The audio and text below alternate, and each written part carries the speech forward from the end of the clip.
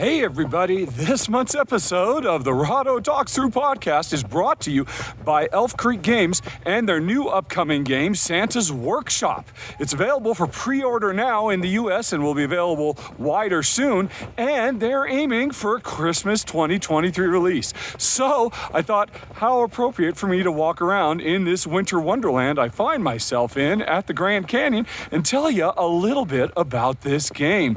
It's a very sweet, charming worker placement game that actually came out a few years ago, but Elf Creek Games has now gotten the rights for it, and they have definitely given it a makeover. New design tweaks. I'm especially fond of the idea of a worker placement game where if I send my elf to the same place you sent it, my elf and your elf work together for both of our benefits. That is so cool and thematic. And on top of that, you've got gorgeous new art from Jackie Davis and Andrew Bosley, a family-friendly gameplay mode, and I think it's going to make for a great Christmas time, and maybe even a great gift too. So if you want to know more about it, head over to santa.rahdo.com, and that's Santa's Workshop coming this year, available for pre-order now. And folks, I gotta wrap this up pretty quick because I'm just wandering around randomly in this forest and I don't want to get lost. I gotta find my way back to the RV, but this is a very special episode of the podcast because for the first time ever, it's not just me and Jen. Dan King, the Game Boy Geek, is also going to be showing up because we hung out with him for a couple of days, and I set aside a whole bunch of gameplay questions that I thought he and I would have a fun time talking about, and we had a blast. So sit back, get comfortable. We've got a whole bunch of stuff to cover, and as always, first is going to be game stuff that I'm talking about, then more game stuff with Dan, then game stuff with Jen, and then all the personal Q&A. And let me apologize right now to sports fans before you get to the personal Q&A section. Oh, I went off on a tangent there. Anyway, folks, as always, love doing the podcast. Thank you to Elf Creek Game for sponsoring. And if you have any questions, send them to questions@rahdo.com because we can't do this show without you, folks. So I'm about home, so hang on, everybody, and we'll get right to the show.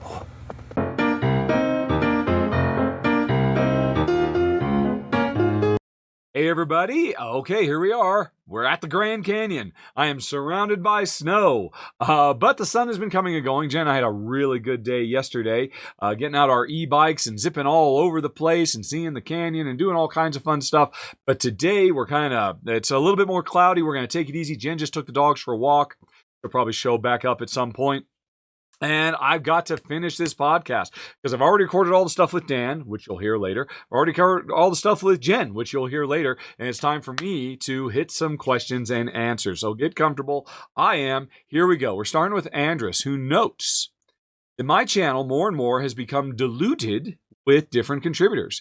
And I have plans to have a lesser presence on the channel as well. But it's still called Rahdo. Have I considered changing the channel's name? Or is it too early? Or has that ship sailed and the name change would do more harm than good? Too many things like Boardgame, Geek, Presence, Podcast that would have to change. I've asked my colleagues or my manager about this topic. What's everybody's thoughts? It's a good question. I'd rather not. I mean, as you say, it would be a lot of work. There'd be a lot of stuff that would have to change. It'd be a real pain. But even if it were as easy as just pushing one button and boom, it just instantly changed everywhere, I wouldn't want to because I've built up brand awareness over the last decade, and that's kind of a shame. I don't want to throw that away. So I have talked a bit about my channel manager about what to do about that and how we might evolve over time. And my current thinking, well, you may have already noticed, for the last year or so, my intro to every run-through I've done has changed. It used to be for years I said, hey everybody, today Rahdo runs through Blippity Blop. And nowadays, I say, hey, everybody, today on Rahdo Runs Through, we're taking a look at Blippity Blop. And the reason for that is because I'm trying to, and as you point out, make the term Rahdo less about me and more about the channel. This is the Rahdo channel. On the Rahdo channel, all kinds of people do stuff, including Rahdo. Now, I was going to do it differently. And you may have, I did a couple of videos where I said, hey, everybody, today we've got a Rahdo runs through of blippity blop. Because I kind of like the idea of Rahdo becoming kind of like the Kleenex of board game media. And for those who don't know, Kleenex is a brand name of facial tissue. But it's so synonymous with facial tissue for blowing your nose, people just call it Kleenex, even if they're getting it from a different company. And, and that was a problem for, I don't know, whoever makes Kleenex, whoever their corporate company is, that no, we have to maintain our brand identity. And I'm like, no, that's fine. If at some point the concept of how I do a run through, and now how Kimberly and Shay and Ruel and Amy and Maggie all do run throughs, were to, which is to say, hey, it's from a first person perspective, and there's more focus on articulating the thought process that you go through. Very few other channels do this. It's like they fight against it, and so it really makes us unique. And I could imagine a world where, oh, yeah, that's a Rahdo run through. You know what Slicker Drips does? He does Rahdo run through and Rahdo videos. And if that's just like, oh, it's a Rahdo video, one that's just like stream of consciousness, one take, it feels very immediate and personal. I could see that becoming, oh, that's just a Rahdo style, whether it's on my channel or anybody else's. That'd be totally cool with me. And I kind of thinking, yeah, if I start introducing by saying, hey, everybody, how was it? Oh, today we've got a Rahdo runs through of. But that's a bit presumptuous. I don't think I have that much sway. I'm not the equivalent of Kleenex, so I ultimately went with the, hey, everybody, today on Rahdo Runs Through, we're taking a look at. I think Shay has started doing it too. Everybody else is still doing the, hey, everybody, today Rahdo runs through blah, blah, but I'm not Rahdo, I'm Skippity Dippity. And I think over time they need to do that. They don't need to keep introducing themselves over and over again. They're a part of the channel. And so my plan is, well, I have two plans. So that's one, to kind of divorce me a little bit. No, the channel is called Rahdo, even if Rahdo's not here. But you may have noticed something else. For the last few months, I have been turning up more and more and more in the final thoughts for Amy and Maggie and Shay and Kimberly and Ruel. And because I have to admit, I am incredibly jealous of Tom Vassell and the way he's got his thing set up where he's surrounded by people who can do the same thing as him. And more, I think, I've never really counted it out, you're seeing him do less of what I consider the hard work of setting the game up, describing how all the rules work. A lot of times, if you watch a Dice Tower review video, you will see Tom do the intro, but then Camilla start describing the game, or Z or whatever. And then at the end, oh, there will be Tom and Z talking about the game. And I'm like, I should do that. I should totally do that. Because it doesn't matter where I am in the world. I can always get on Skype and do a conference call with Kimberly if we've both played the game. So, like, Earth. We're going to be putting Earth up next week. I played it a bunch at Dice Tower West, and as soon as we left Dice Tower West, I put it in the mail and sent it to her so that she could play it and film it. And later today, we are going to be talking on the phone and recording our dual final thoughts. So my intention is to not disappear from the channel, but to kind of change my role. Because honestly, I think Kimberly and Shay and Ruel and Amy and Maggie do just as good a job at the run-throughs as I do. And so I really more and more think, well, what do I offer that's unique? My own personal opinion. So, and I can keep doing that if they do the hard work. So that's kind of how I think, oh, well, it would still be reasonable to call this channel the Rahdo channel because I'm not disappearing. I mean, I could still imagine continuing to do the podcast and, appearing in stuff like this. You'll notice, oh my gosh, this COVID just won't, hold on a second, folks. You may have noticed on the Twitch live stream, we used to be the R&R show, Rahdo and Ruel. Now it's the R&R&R, Rahdo, Ruel, and Room and Board, i.e. Chris George. And I am pre-taping my segments and mailing to them so that I can still be a part of the show. So that's kind of the plan moving forward, or at least the philosophy of how we pursue it. Hopefully that makes sense. Definitely curious to see what people think about that. Next up, Andres continues, noticing that I've attracting contributors to the channel. And one contributor, Andres, follows is Nick of Board Game Brawl. And wonders, let's see, would Nick suit the channel? Now, I am not going to go into details here, Andres, but I've got some bad news. Nick is not what we thought he was. If you want to do a Google search for, I guess, what would you find it under? Basically, Nick was recently arrested and has gone, I believe, to prison for some really bad stuff. And it turns out there's some really bad stuff. His name, his board game brawl name was not even his real name. And so, yeah, he would not be a good fit on the channel. In fact, when I found out what had happened, he and I did a top 10 years ago, top 10 solo games. I took that off the channel. And yeah, it's a bad situation. So no, I will not be having Nick on the channel again. I think you've probably seen the last of Nick in board game media, and that's for the best. And you can do some Google search. I'm not going to talk about it here because it's a family-friendly show, but it was shocking. It was really kind of wow. Anyway, though, so let's move on to hopefully a happier one. Your next question, Andres. You said that I stopped following Shut Up and Sit Down after my favorite contributor left the channel. Yeah, that's true. I kept watching, but when Paul, over time, the new guys and gals that they've gotten have been fantastic. They're all good. They have a consistent vibe, that kind of, we're scripted, but we still seem very off the cuff, and we're very funny, and we really do, a critical analysis and all of that.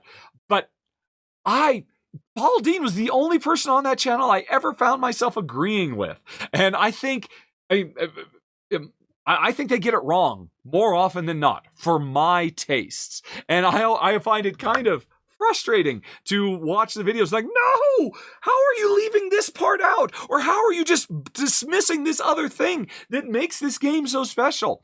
So I think they're incredibly talented and their new crew is great, but it's just different without Paul. Right. Anyway, though, what is my opinion? So anyway, but now you're going to change the subject. What's my opinion about the changes of the Dice Tower over the last few years? Personally, I'm very happy. They have more and more reviews with multiple reviewers in them, like Miami Dice in the old times. Oh, yeah. Tom's doing a great job. He's hiring great people. I met Chris and Wendy Yee before they ended up on the channel, and I was so impressed with them when I met them in, I forget where it was. It was either a Dice Tower West convention or Board Game Geek Con, and they'd been doing stuff on their own, and kind of like, I should have grabbed them. I should have grabbed them when I had the chance. But nope, I'm sure they're super happy down in Homestead, Florida, and all that. I'm very impressed with what Tom has done. Tom has always been cutting edge. Tom, he started 10 years before anybody, so I can look at him and learn lessons, and I'd like to think I am. But yeah, I think it's great. There's no two ways about it. Sam is a big loss. The chemistry between Tom and Z and Sam was truly magical. And Mike DeLizio is great. And I know he's kind of like slotted into the Sam role, but it's interesting. The Sam role is always kind of artificial because I don't know Sam, but I've played games with Sam in real life. I've chatted with him. The persona he had of the grumpy curmudgeon, that was something he was doing for the camera. And they don't have that. Mike just feels like just another normal guy talking about games. And I thought that was really special, the kind of vibe that Sam brought. And that's a shame. It'd be kind of cool if they could try to recapture that magic. But, it's lightning in a bottle. That's always hard to recapture. But no, they're doing great. Obviously, Tom is doing fantastic. And I'm very impressed. Okay. Let's see. Next up, Andres notes that he watches Fat Man Beyond, where Kevin Smith and Mark Bernard just recently discussed the Last of Us TV series. I'm a little behind, but yeah, I love Fat Man Beyond. I love Kevin Smith. Kevin Smith would be one of those on my short list of a celebrity I'd like to hang out and play a game with. Anyway, he and I have so much overlap in our life journey, except he was in movies and I was in video games. Anyway, though, and now that he doesn't smoke, I wouldn't have to worry about getting a secondhand highs off of him either, which would be nice. So in this episode, there was a question from the audience: what video games would they like to adapt to television? And the question made me think about a question for me. If I had the opportunity to introduce Kevin Smith and Mark Bernardin of the Fat Man Beyond podcast to board games, what board game would I do? Probably separately, not together. Would I find a game they both like? Because finding a game they both like would be much harder. I imagine Mark would like something deeply thematic and medium weight. My suggestion would be Railroad Underground because of the theme. And maybe Pandemic Legacy because of story. Maybe Sleeping Gods, Mansion Madness, Arkham Horror card game. I don't think there are many board games that have a very strong story like The Last of Us. For folks who don't know, Kevin Smith is a prolific movie director who is now a prolific podcaster. Mark Bernardin is a friend of his who is a prolific TV writer, and the two of them get together every week and they do a podcast talking about geeky pop culture stuff. And so, you're trying to go for all this kind of storytelling because Mark is predominantly right, although Kevin is a very prolific and I'll say renowned writer as well. Kevin's a bit harder audience as he's not a gamer at all, whereas, Mark is very much into video games. Imagine something light and nerdy, Marvel United, Codenames, Marvel, Simpsons, Cards Against Humanity for mature humor. What would be my suggested games for, and are there any other celebrities that I'd like to introduce to modern board gaming? Okay. I thought you had some good suggestions, but here's the deal. For me, this thought exercise would not be different than any introducing games to anybody, whether a celebrity or not. What it comes down to is finding out, talking to them, saying, what do you like? Show me what you like, and I will find something for you.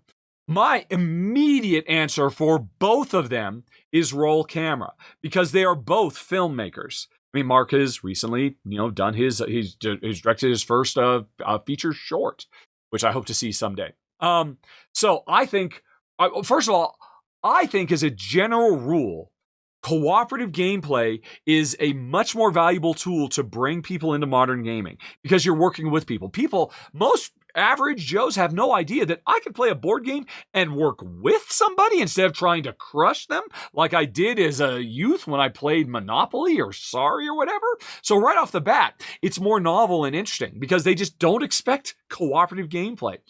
Plus, cooperative gameplay means it's something that I can work with them and help them. There's nothing harder than trying to bring somebody into gaming, like in a Seven Wonders or a Sushi Go, where everybody has their secret hand of cards, and I can't give them any guidance, and they can't ask me for help. They don't want to give away all their cards. So, and Roll Camera, of course, heck, it's in my top, my top 20 games, I think, or my top 25 games, because it does such an amazing job of recreating the act of filmmaking. And I think they would both dig it in a big, big way. I think they appreciate the humor because, it was designed by a filmmaker, and cartoonist. So I would go for that. I think your ideas of Marvel United, that's a fantastic idea too. Because of course they both love Marvel. I think it would be those two. Marvel United and Roll Camera, depending on what they feel like. Personally, and again, my gateway into gaming was Pandemic. So was Ruel's. For a lot of people, cooperative gaming is such an eye-opening experience. And you don't want this to be something where, okay, well, this kind of was what I thought board games were like. There's just a little bit, there's nicer art, or there's more of a story told. But it's still, I'm playing cards and rolling dice. I want, when I sit somebody down and introduce them to gaming, to blow their mind. And I think in most cases, there's no better way to do that than, what do you call it? Via cooperative play. Okay. Let's move on to Arno, who is a fan of Shadowrun Crossfire, but unfortunately does not have the High Caliber Ops expansion. I'm sorry, Arno.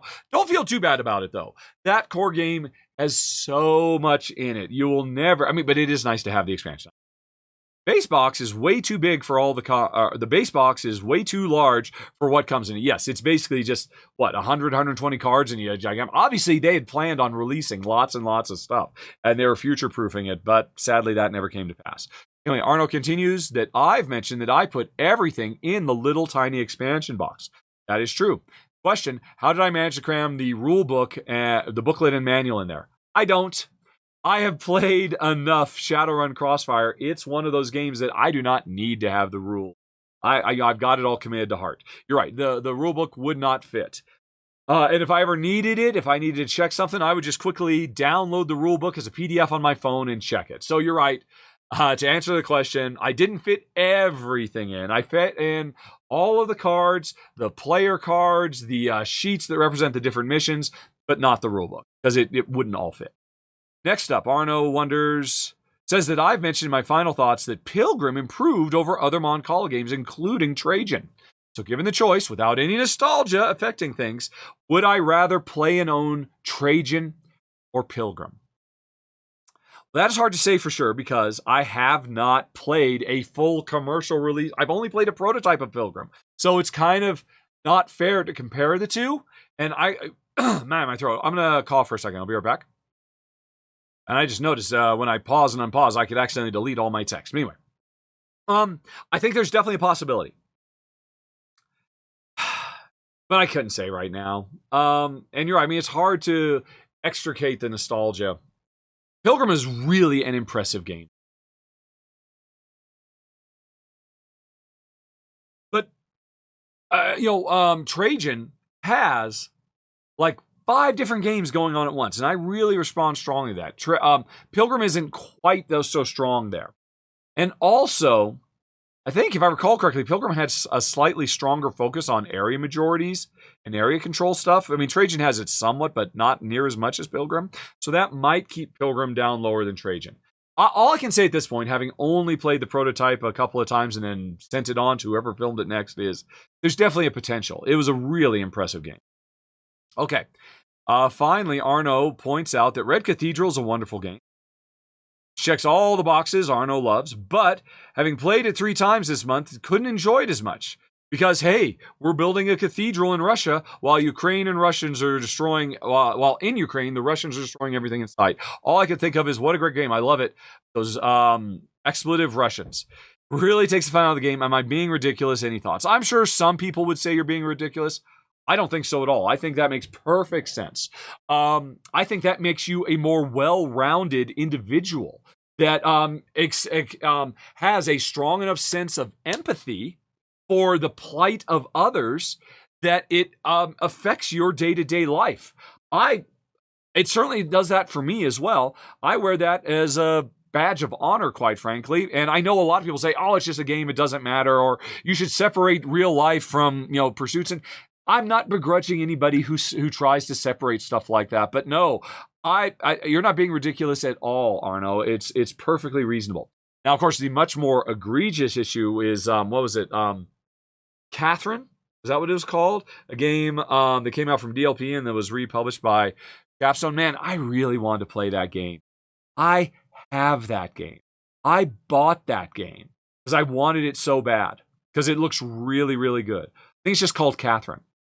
But then when it came out, and people, or actually it came out, and then, half a year later, the war started, and people started noticing, boy, it's in really bad taste that the developers actually used for one of the Ukrainian cities the Russian name for what is a Ukrainian city today, and which in history has never been called that by that name, that Russia really wants to call that city. And it was in such bad taste that I've still got the game, and I've never opened it. I've never gotten to play it because it just rubs me the wrong way so bad. I hope that the developers somewhere down the road will release a sticker pack or something like that so it can be a little bit more culturally sensitive, because it's like they literally integrated in the middle of a war between Russia and Ukraine a Russian propaganda initiative to win over hearts and minds and say, well, yeah, this is what I forget the particulars now,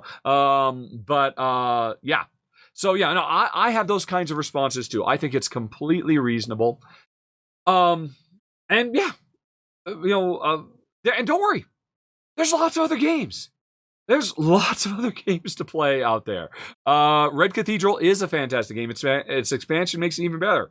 And yeah, if you can separate fact from fiction, or your fun time from the real world, that's fine. I don't begrudge you, but sounds, Arno, like maybe that's why you're a fan of the show, because you kind of lean a little bit more in my direction. Okay, moving on. Darren says, not long ago, there was talk of ending the podcast due to funding. But recently, I've added more people to the channel. What changed? Well, nothing changed at all. It wasn't that the podcast was ever in danger of ending. Here's the deal. the lion's share of the income that I make for Rahdo Runs Through comes from my Patreon account. And for the last, really, I'd say probably the last year or so, ever since, interest rates started going up and we started, hitting a recession and all that, my Patreon funding has been dropping significantly. And people can do little exit interviews, and sure, there are plenty of people who say, Rahdo, you're too woke, I can't support you anymore. I get plenty of those. Still get those to this day. But by overwhelming majority is there's a box they can tick saying my financial circumstances have changed.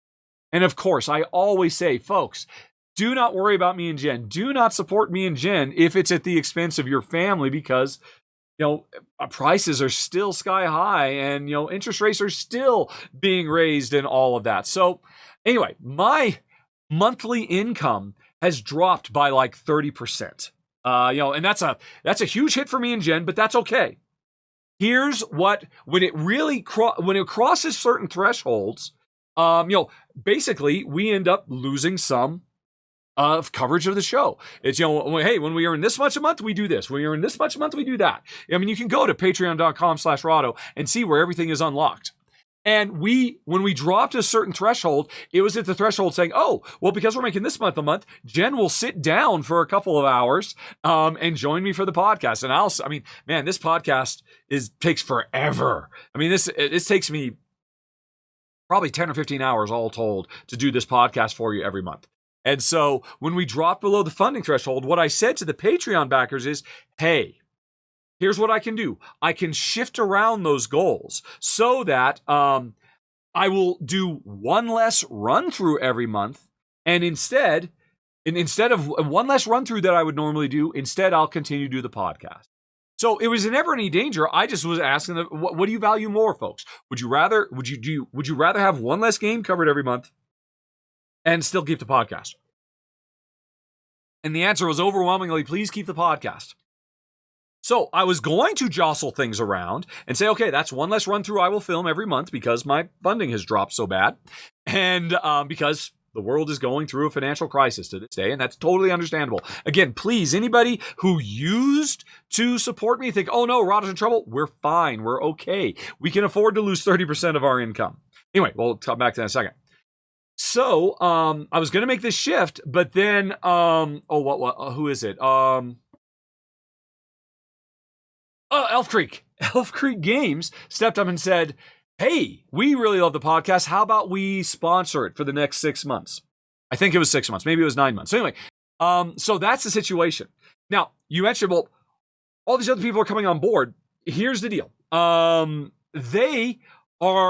This gets back to the earlier question. Currently, I think where we are now, there are six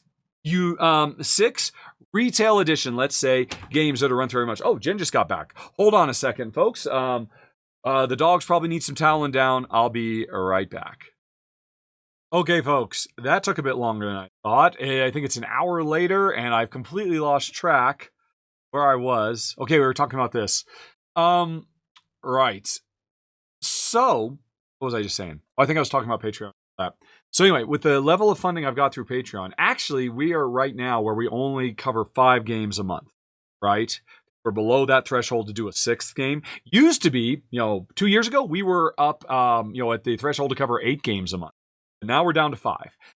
But I recently started doing, members on YouTube, and that brings in a little bit of money, and that's enough to cross us back over into the 6. So right now, with the funding we've got from people backing the show, we are doing 6 run-throughs a month. That's 2 from me, 1 from Amy and Maggie, 1 from Shay, 1 from Ruel, and 1 from Kimberly. Right? And like I said, I am trying, well, no, that was for the other question. I'm trying to appear in them more and more in final thoughts. So that's where the funding is at. Anyway, though, let's move on. Gerald says asks, would I have liked Beyond the Sun more, kept it if it allowed multiple players to colonize a planet? You don't lose its benefit or benefit for having less ship strength. At the end of the game, the player with the most strength is the only one in the game to beat. Yes! That would have been perfect. Why didn't they do it like that? You could have still had players, bumping heads a little bit for the in-game points and all of that. I do not understand. They made that game needlessly cutthroat for no good reason. And it's a shame because it's such a wonderful engine builder. Henrik, who is that? Is that, I want to say that's Eagle Griffin, right? Or is it Rio Grande? No, I think it was Rio Grande. They should hire you as a developer because, that would have made the game 10 times better and nobody would have complained. Nobody would have said, oh, I wish I could crush you more because that's not the game for crushing people. Anyway, okay, moving on to Henrik. Henrik says, whenever I make a mistake and catch myself in a run-through, I always blame myself and say that Paulo will mock me for making a mistake or something like this. I assume this is a way to notify Paulo to add notes to the Klingon subtitles. Not that Paulo is actively bullying me. Slip-ups. Actually, no, it's not that at all. Believe me, I don't have to tell Paulo. Paulo catches everything. He is omniscient. He is the board game whisperer. It is incredible how he can catch mistakes I make that the actual publishers and designers of the games miss. And he's never played the game and he's never even read the rule book. And yet he can somehow intuit. Every board game publisher in the industry should hire Paulo, if for no other reason to make sure their rules are right and all that. But anyway, that's not here nor there. I do those call-outs not for Paulo, but for the audience, because I see the statistics. As it is, probably less than 20% of viewers actually turn on the Klingon subtitles. And so I always, if I ever, at least once or twice a video, I'm throwing that in there because I say right up front, hey, be sure to turn your subtitles onto the Klingon channel so that when I make any rules goofs, you'll know what they are. Most people, that's just in one ear and out the other.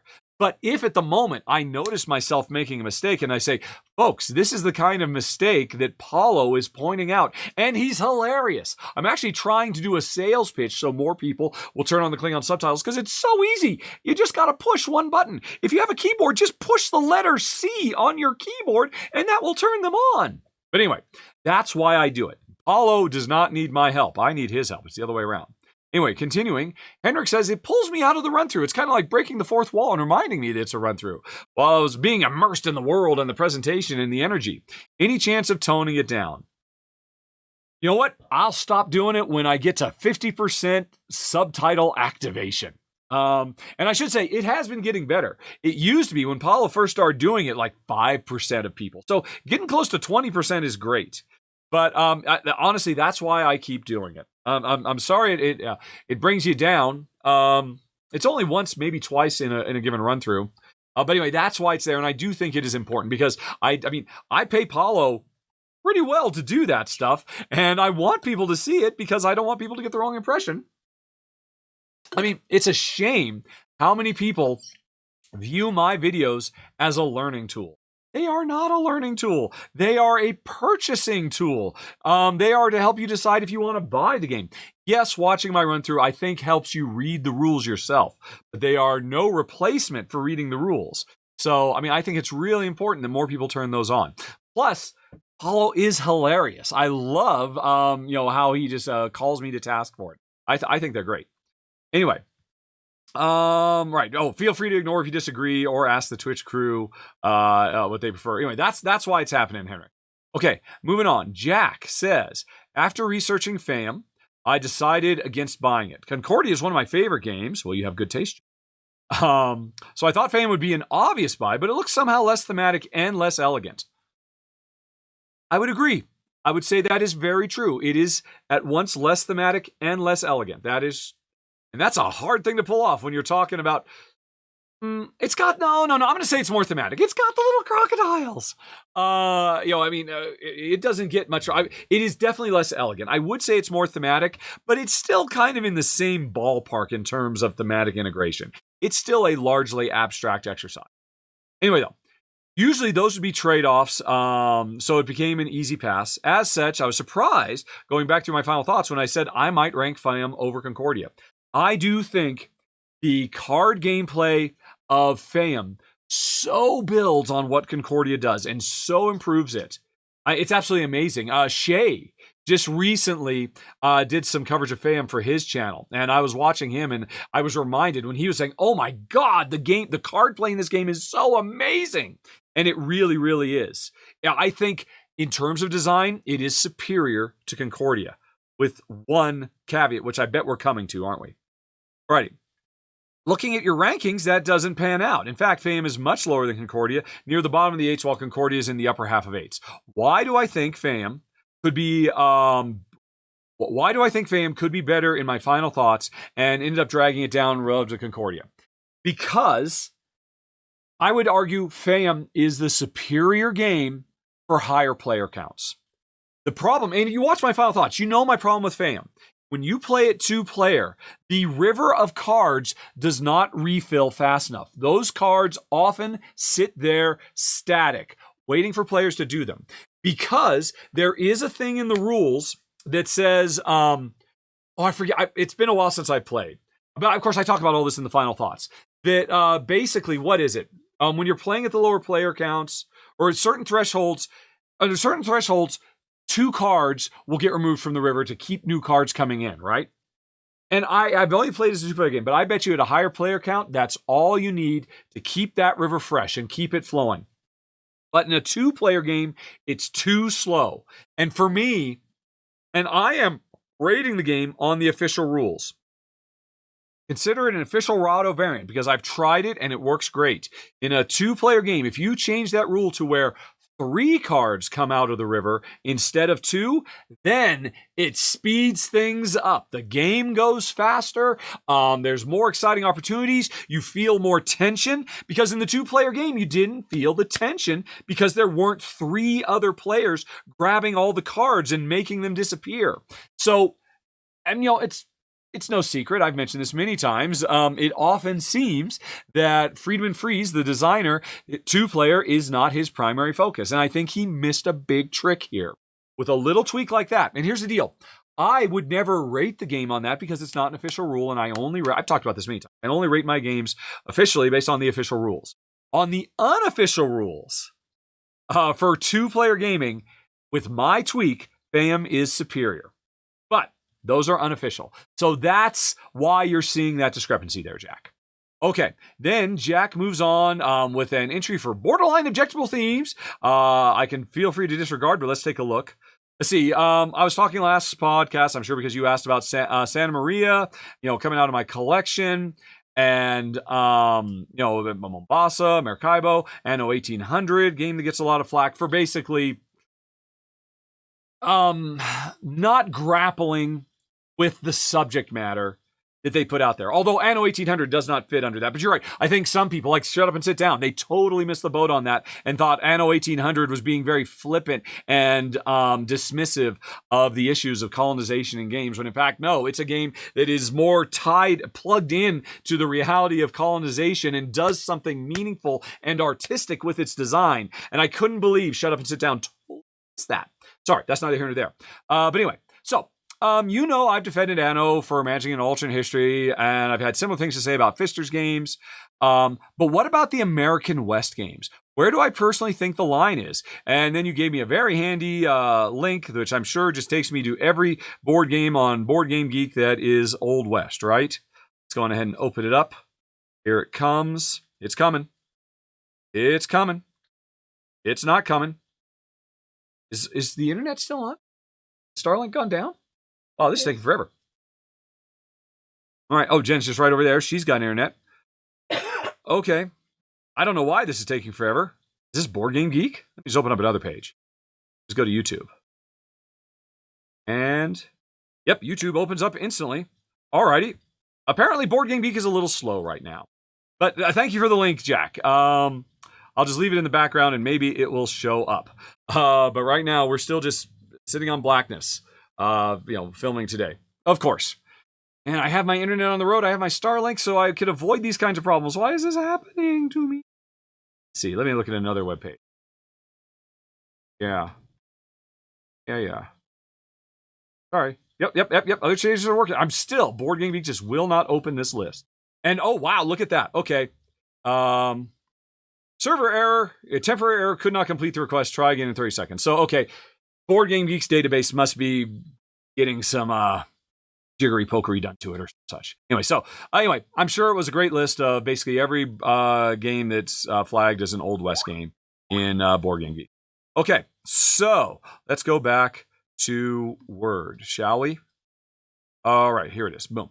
So, and then I don't need you then because you're not even working. And now Skype is popping up. All right, hold on a second, folks. Somebody's talking to me on Skype. I'll be right back.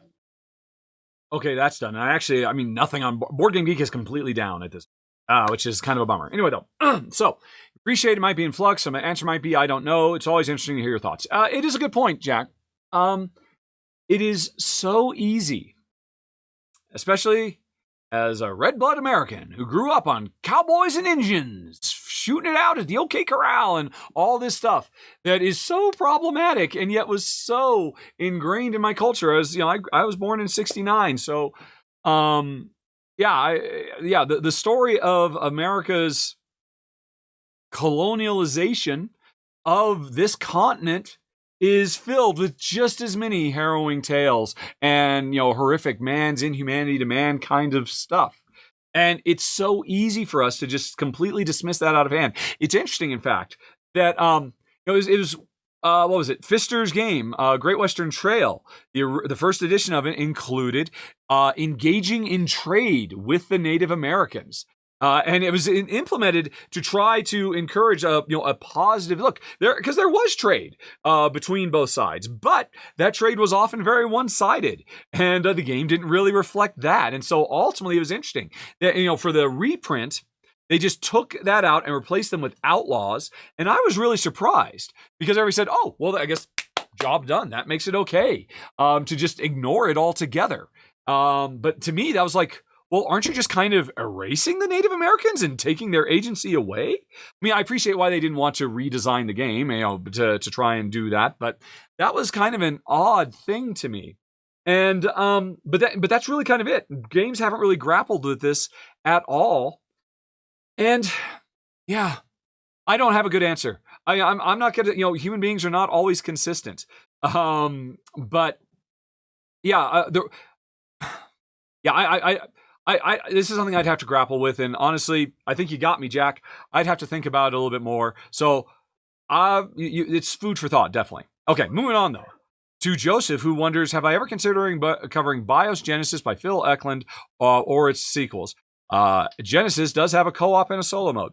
Actually, I stopped covering Phil Eklund's games when he basically came out as a anti-vaxxer, and I was like, oh, this is terrible. Or was it masks? I mean, he said at the height of the when things were at their absolute worst, when tens of thousands of people were dying every day, and he was putting out there, this is all a plot, but he kind of got Big Brother conspiracy type stuff, and like, oh, this is terrible. And in fact, I found it so abhorrent when I actually found what he was posting. Like, okay, I don't want to support this. So I took down the videos of his games that I'd covered in the past, and I haven't covered any of his games since. So that's why. I exercised editorial control. He's free to say whatever he wants. He's free to put whatever he wants in his games. But, and that's totally fine. And I'm free to cover or not cover games when I find myself so taken aback. And so that's what happened there, and that's why I haven't covered it. Okay. Matt knows that I prefer Agricola to Caverna, but what are my thoughts about Frantic Fiends? It sounds like it tightens the game up. Do you think this adds enough of the Uwe shackles to the game? I don't know. I haven't paid much attention because I thought the previous expansion, which I can't remember the name of, was neat, but it didn't really, if anything, I think it ultimately introduced more problems to the game because it really put players on rails. And because I was like, oh, that was neat, but it didn't solve my problems, and then on top of that, it kind of created different problems that I just kind of ignored Frantic Fiends. But if what you're saying is true, clearly something I should take a look at, but I have not taken a look at it yet. So yeah, maybe somewhere down the road. Anyway, though, from near, I mentioned about a chat or two that I've had with Jamey Stegmaier about Scythe, and then he made, Jamey said, I made a game that I wanted you, what was it? And that he finally made a game that he's wanted him, that Okay, I'm going to stop with changing the pronouns. And there's Jen, right on camera. That's the camera right there, honey pie. She was just reaching for a pillow. She's got her pillow now. You may have seen her. She's those breakfast is cooking in the background. It smells delicious. All right, I'm just going to read it near. You mentioned about a chat or two you had with Jamey Stegmaier about Scythe, and that he finally made a game you wanted him to make. There's a lot of pronouns in one pair sentence. Expeditions. Please elaborate more on the relationship of Jamey and Stonemaier Games. I'd love to hear more. There's not really much. I mean, Jamey is actually really interesting in that he definitely keeps Boardgames media at arm's length. I cannot personally confirm this is true because I do not have access to his browser history. But he says he does not read reviews of his games. He asks that, hey, if we want, because he does a newsletter and stuff, if we want, we can send him like little blurbs of what we said, or if we give it a rating or whatnot, and he'll put it in his newsletter, no matter what the blurb or rating is. But he never actually reads that stuff because he wants a hard firewall. So, I mean, it's not like we're buddies or anything, or we hang out. But the conversation specifically came about because I directly asked him, hey, Jamey, at this point, Scythe had not been covered on the channel. Since then, Shay has covered the base game of Scythe. When the Rise of Fenris expansion came out, and it said that, there's a co-op mode. And I wrote him and said, hey, well, this has always been my problem. This is why I haven't covered the game. And, but, how do you feel? I mean, does the game work if I just skip the base game and just jump directly into Fenris and play co-op? And he said, no, I don't think so. I think you really should have a really solid foundation of the game before you play Fenris. So I just never really pursued it after that. And that was about it, I think. Maybe there's a little bit more. I'd have to go back and dig up that conversation. But anyway, then, basically what Jamey does is he has a mailing list of all board game media that he works with, and he sends out a message saying, hey, Stolen Embargo, here's the next thing that's coming.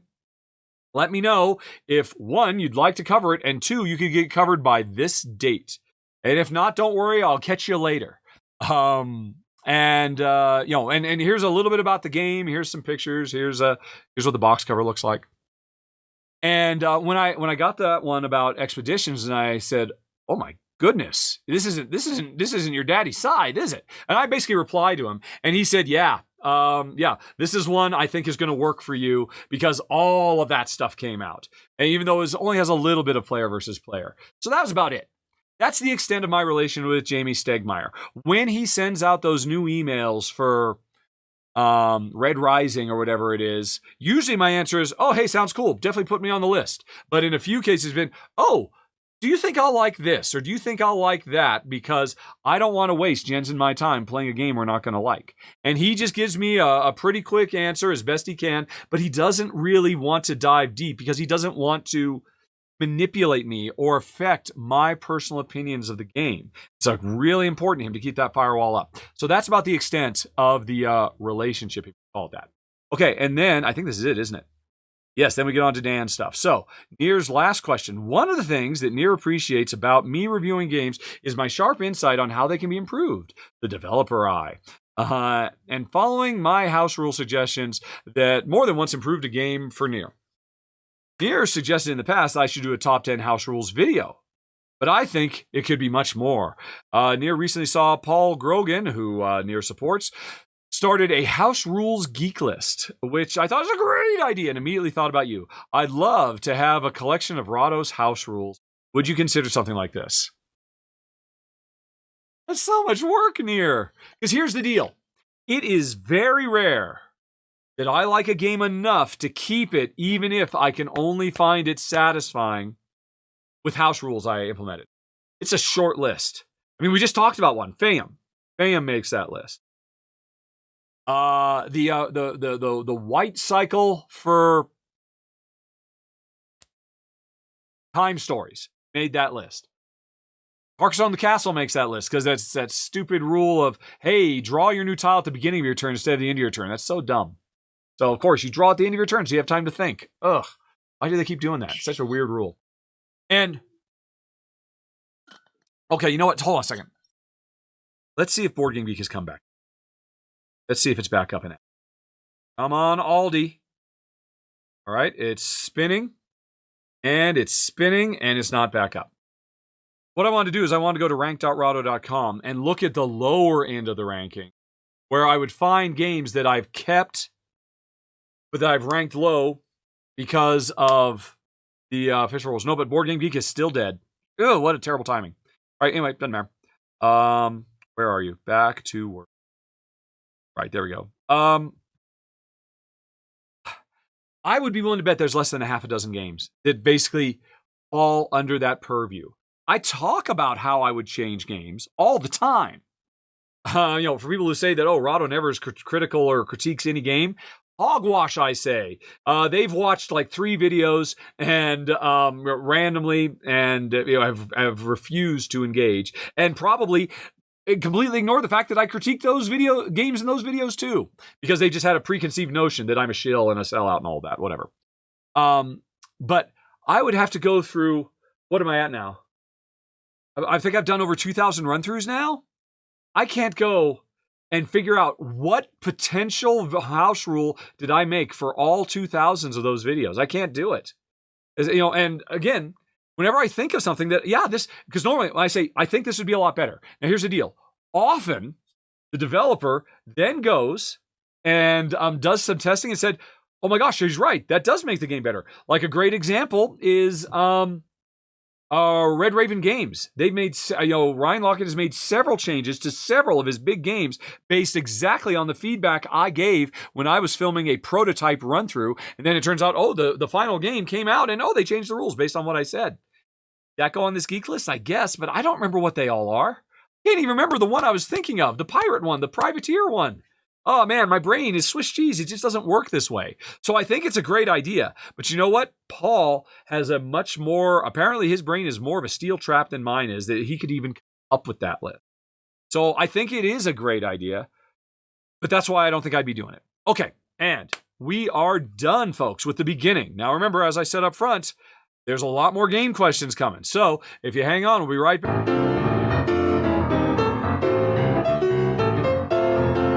And I'll be joined by the Game Boy Geek himself, Dan King. So hold on, everybody.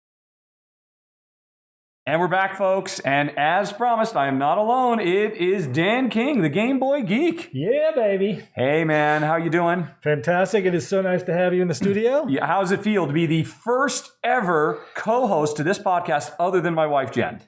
It's an honor. How do you feel being the first ever other content creator to use my studio? Are you serious? Yeah. Oh, I had no idea. Yeah. That I'm also deeply honored. Folks, this thing is amazing. If you watched my coming soon video for this week, you could actually, I did like a quick little, just spinning the camera around while I was talking. He's got a hidden compartment that leads to a whole movie theater room where it's literally less of a movie theater room and more of a theme park ride. It's incredible. But folks, let's continue with the podcast. You've sent questions. We're going to answer them, but I pulled out the ones that weren't really related to the channel and whatnot to get a second opinion for our first time. So Dan, it looks like we're starting with Andrus. What's Andrus say? Well, I get a drink of water because I'm exhausted. How has YouTube board gaming space changed in the last years for a contributor like yourself? Let's see. Right. Andrus, he continues, I have not changed my preferences and board game geek content habits for years. And he apparently loves Game Night, Dice Tower, my podcast, and more podcasts. So apparently that's it for Andrus, but maybe there's missing something new and exciting. So that's actually 2 questions, really. Yeah. How's the board game space changed? And also, I guess, the board game media space. I'm assuming he's talking about the media, right? Yeah. Right. I don't know. Let's see. Obviously, the board game media space has become so incredibly crowded now. We were talking about this last night. Yeah. 2 grizzled old hands, Yeah. Been here since the beginning. Yeah. And watching all these young upstarts showing up left, right, and center. Yeah. Even though we've been doing this for a long time, Yes. longer than most, Yes. you think that like review copies would be automatic. They're not. It doesn't matter how long you've been doing this, actually. Companies only get a certain amount of review copies. Yep. Like, let's take a big company like AEG. Yeah, sure. I was at Gen Con, and they had these press events. They had over 300 press people there. They told me that they have over 350 review copies that they send out for their big games. And they had said they had 1,200 on the wait list. So there are a lot of people. AEG is one of the companies that's doing things that many probably companies don't do, which is they are finding and cultivating the newer content creators, which is great. Yes. But there's a lot of content creators. And what that means for us is you think, well, we're at the head of the line, right? Not necessarily. There's been some review copies that I just haven't gotten because, they felt like, well, maybe this is a better fit on someone else's channel. We only have so many. So I think because the companies are still giving out the same amount of review copies, but there's so many more people that even people like you and me that's been doing it so long, it's not an automatic to get review copies anymore. Yeah. You have to scramble more than ever now, I find. I feel like that too. Yep. And and the thing is, while the hobby itself is growing and continues to grow, although I guess it's slowed down a little. I mean, they had a huge burst because of the quarantine. Yeah. And I think it's now slowed back down to more of a traditional acceleration curve it was on. Yeah. So the hobby's growing, but I feel like the board game media space is growing twice as fast as actual new people. It's crazy.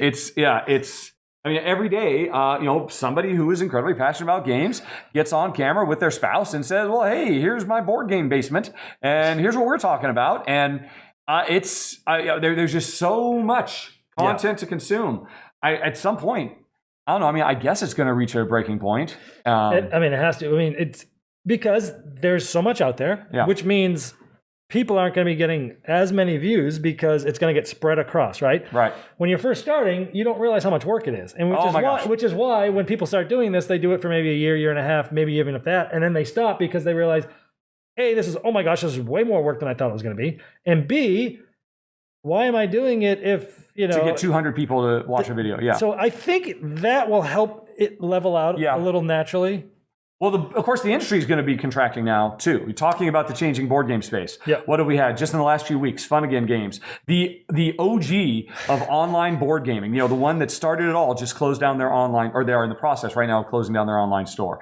Tasty Minstrel Games went out of business. Who more recently? What was the one that just happened? Was it Holy Grail Games? Holy Grail Games, yes. And they were big. Yeah. Or no, they were not big. They did Encyclopedia. Yeah, and Encyclopedia was a new one, and before that it was the museum series. They did Dominations, so they seem like a big player. Now, to be honest, they're like half a dozen people at most, which is still big for a board game company. Yes.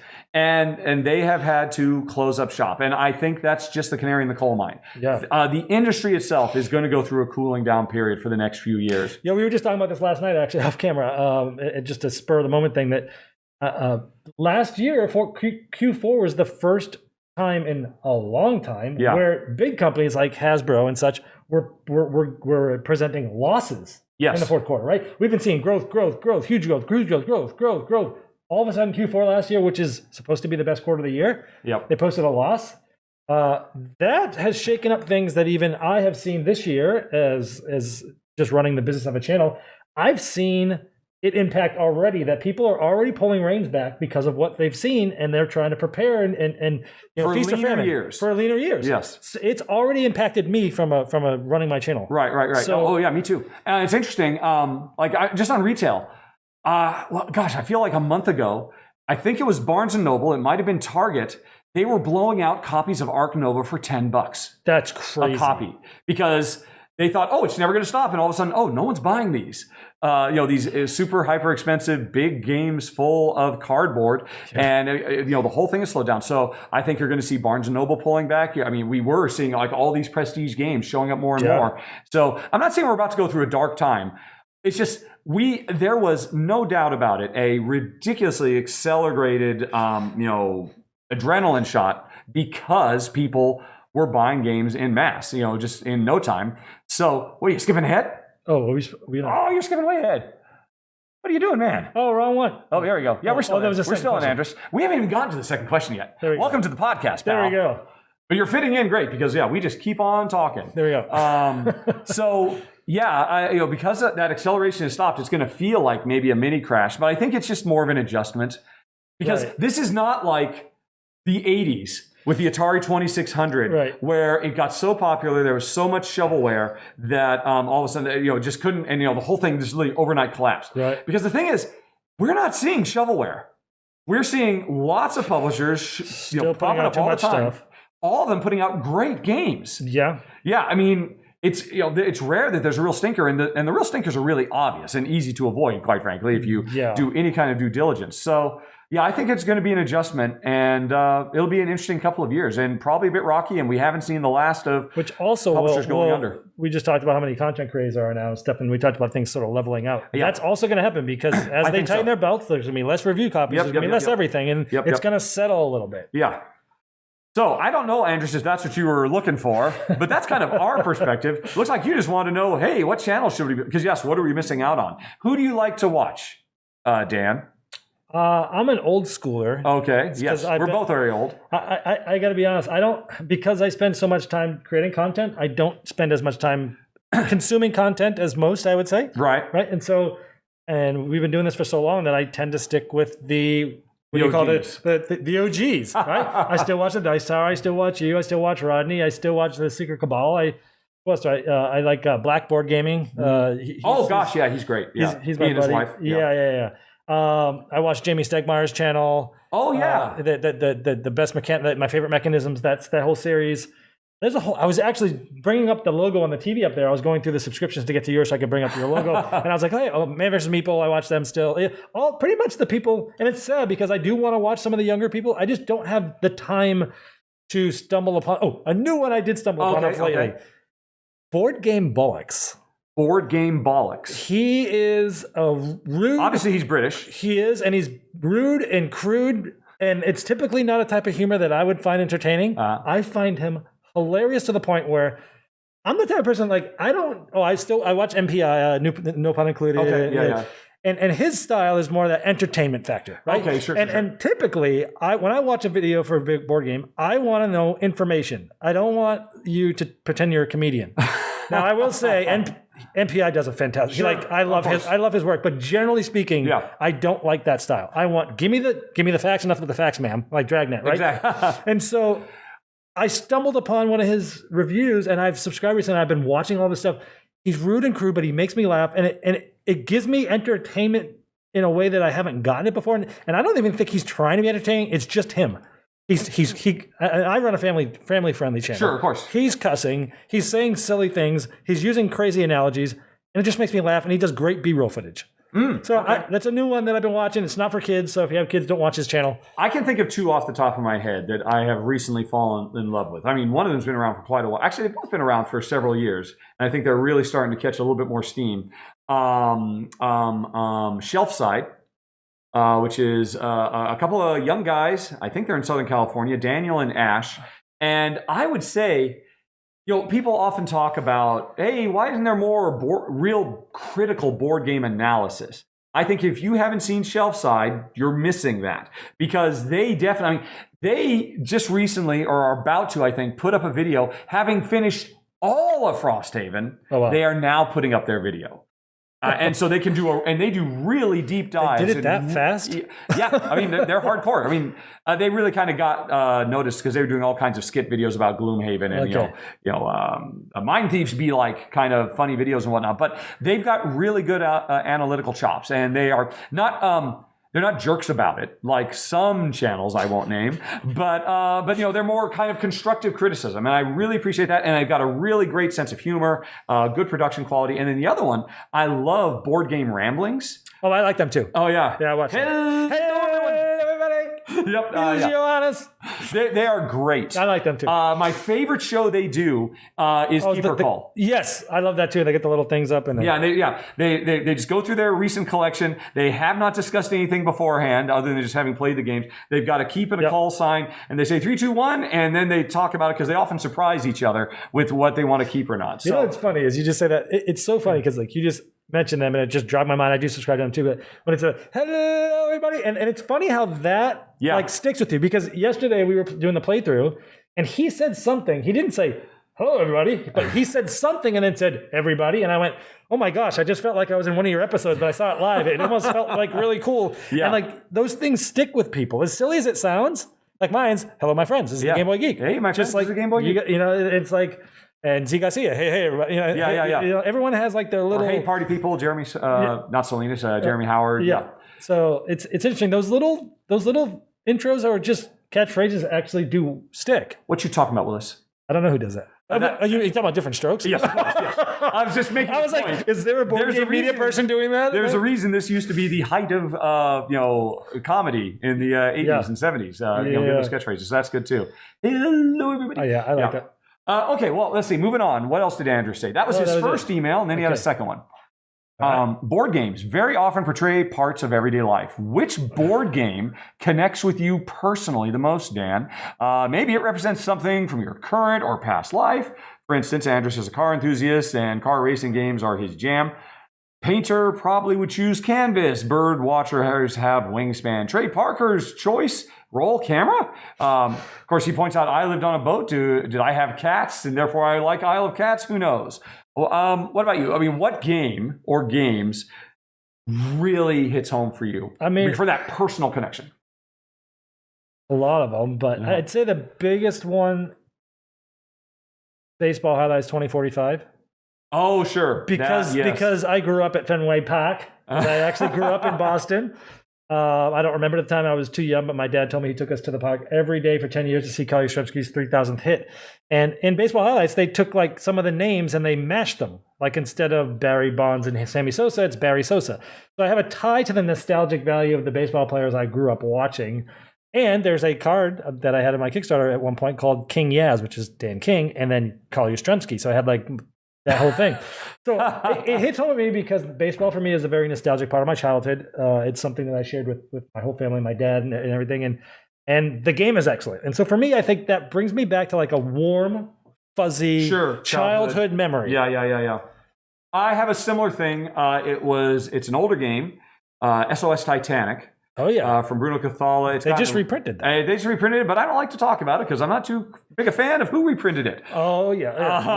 I haven't played it, but the art looked like they redid that. It looks like they did a great job. I know the designers are trying to get the rights back to it so they can take it someplace else. But regardless, it's basically turning Klondike, standard solitaire that everybody knows, into a more interesting Euro-y thematic adventure game about saving people. It is fantastic. And playing it took me back to my childhood.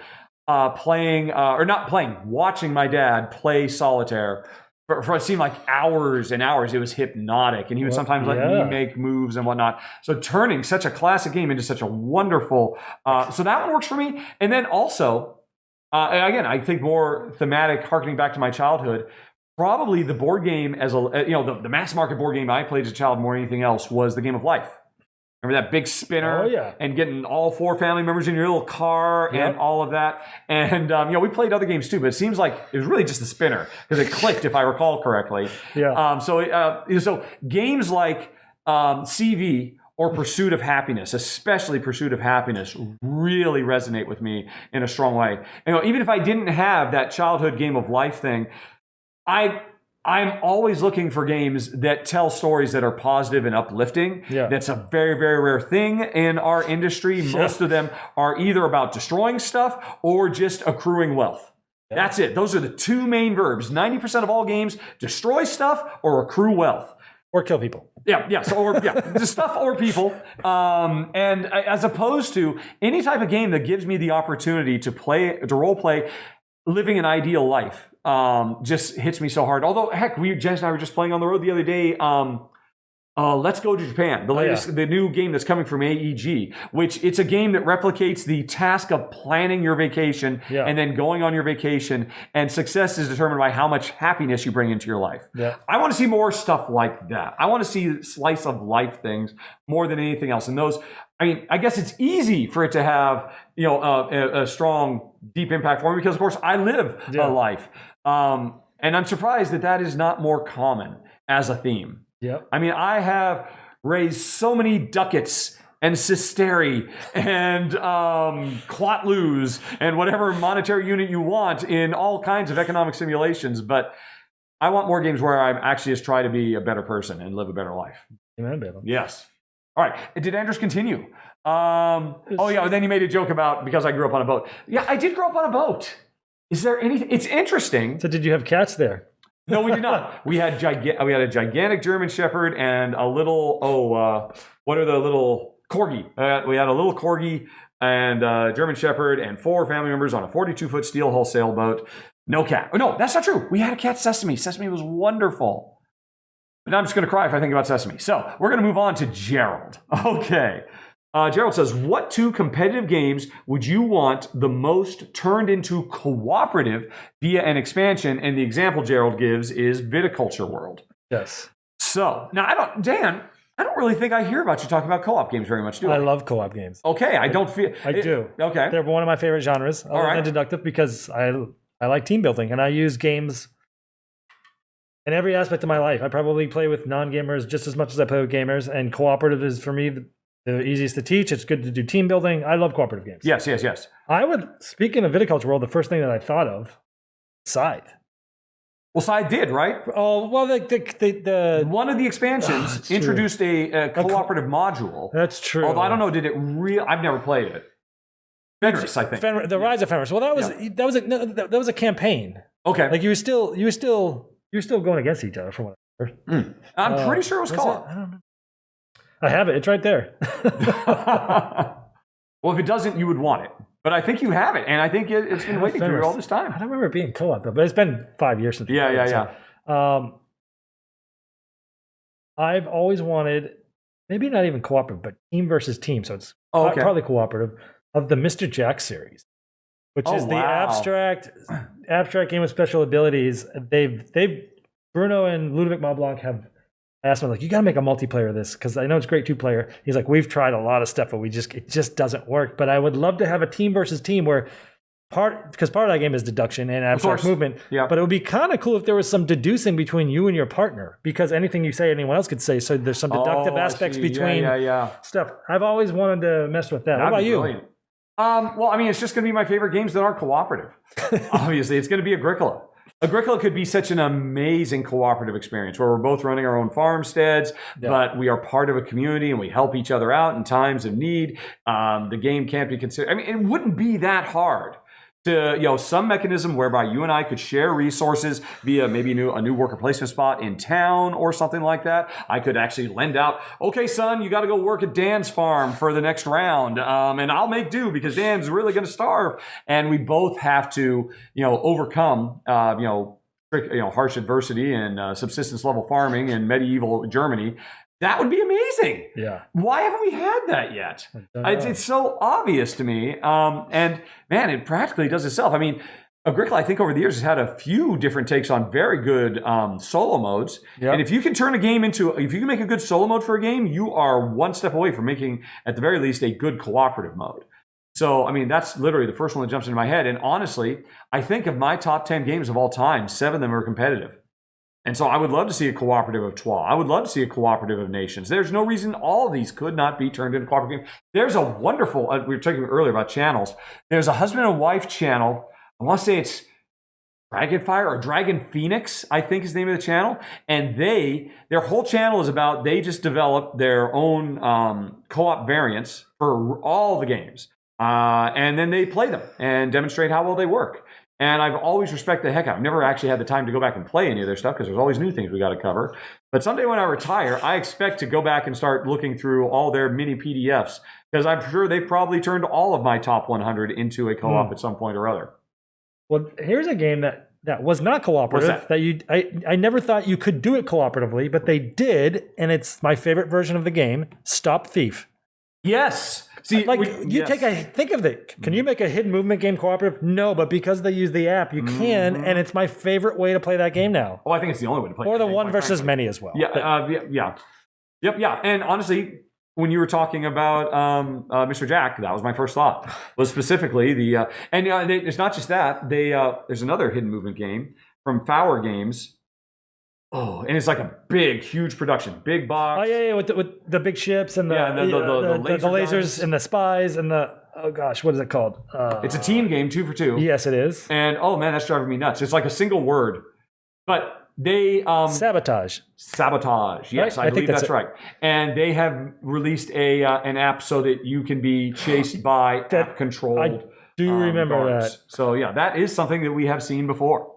I do remember that. All right. Trying to highlight the next question and do it correctly. I told you I could have got you a mouse. Look at that.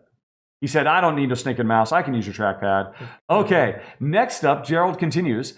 Gerald has noticed Splendor has some cards that are exactly the same cards, but with different costs. For example, a color tier 2 card that gives you 2 points and 1 permanent gem has 2 copies of each color, but one costs 5.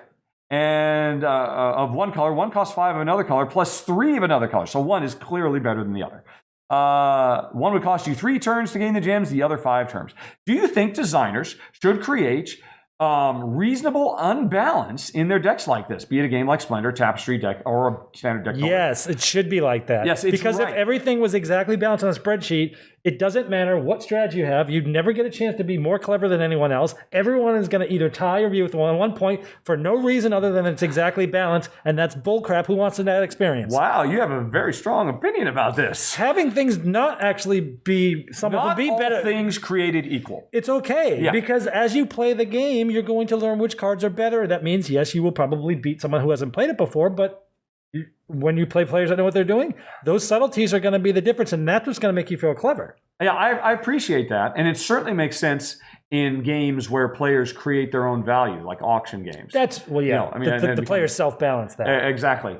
I don't know. I appreciate what you're saying, but on some instinctual reptile brain level, it feels everything must be balanced. It's not like it has to have an equal. It doesn't have to be OP, but if it's slightly better, and you can deduce that, there you go. You have done your homework, my friend. Yes. Well, okay. Who wants the top? Right, it's so rare. I've seen if they're all the same, you're all going to tie. Big whoop. It makes sense to do it. Well, no, it certainly makes sense to do it in a game like Splendor. Yes. Because I just mentioned auctions. Splendor is an auction of sorts because things come out in a random order and they have random values assigned to it. And so it is players trying to decide, you know what? That's the crap one. I think I'm going to wait for that one to get cheaper before I get it. Oh, that's the really good one. I'll pay more. And then in the end, they come out to be pretty much the same regardless. Kind of a thing, right? And I think, or maybe the cheaper one I could get for free. Yeah, it's not as good as the other one I have to spend money for. So, right? but if Splendor, instead of having that scaling, sliding conveyor belt of cards that player, and plus, of course, you have to skip to.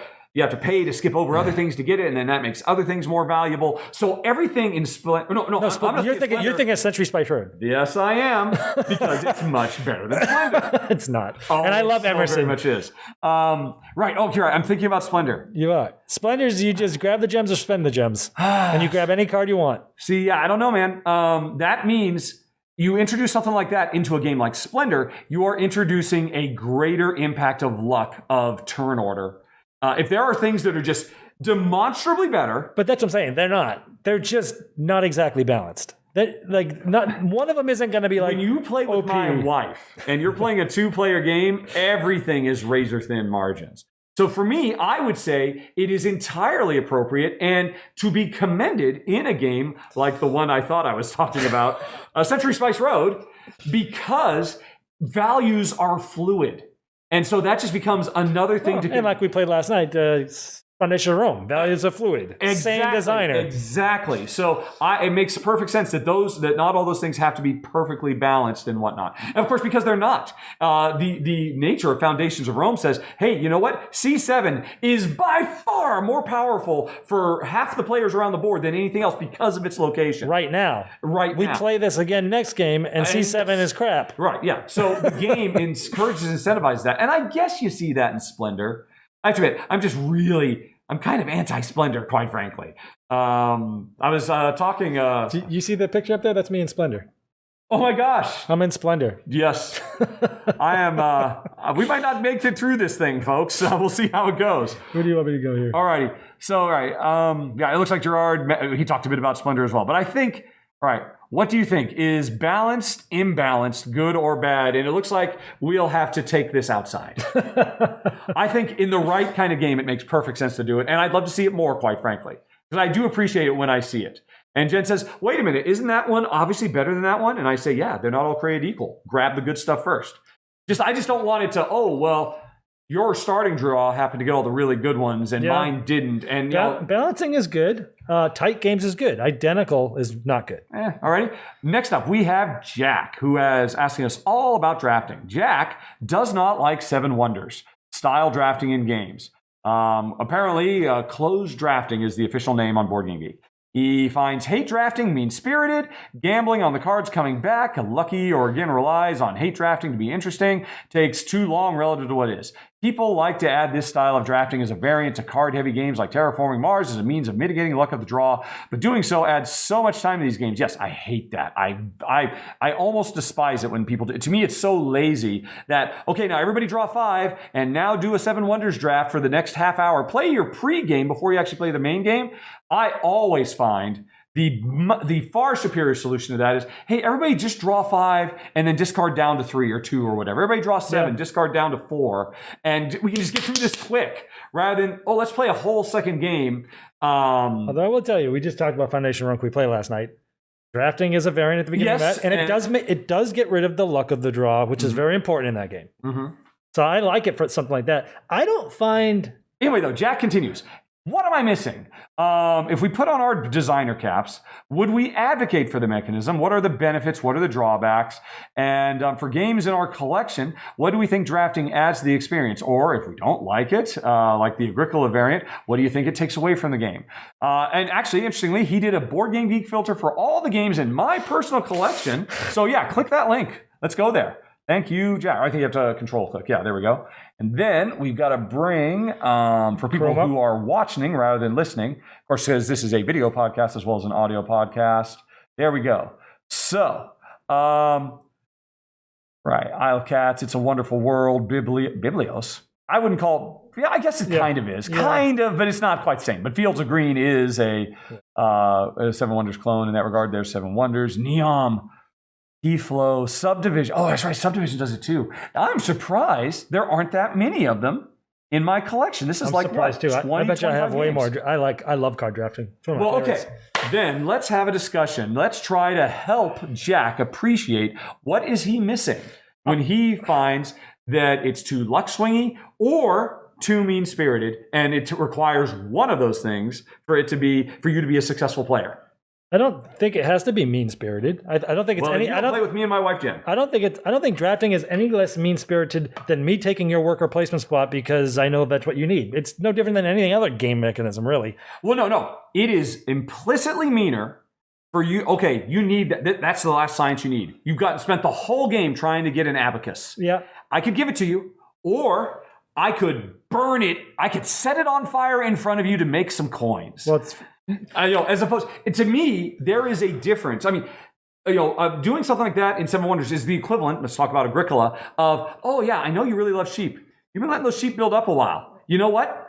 I'm going to take those sheep and I'm going to set them free because I don't have any pens. I'm doing that for no reason. I get no material benefit other than spiting you or not spiting. I don't mean that. It's not spiteful. It's just a smart move, but it is a move designed only to hamper you.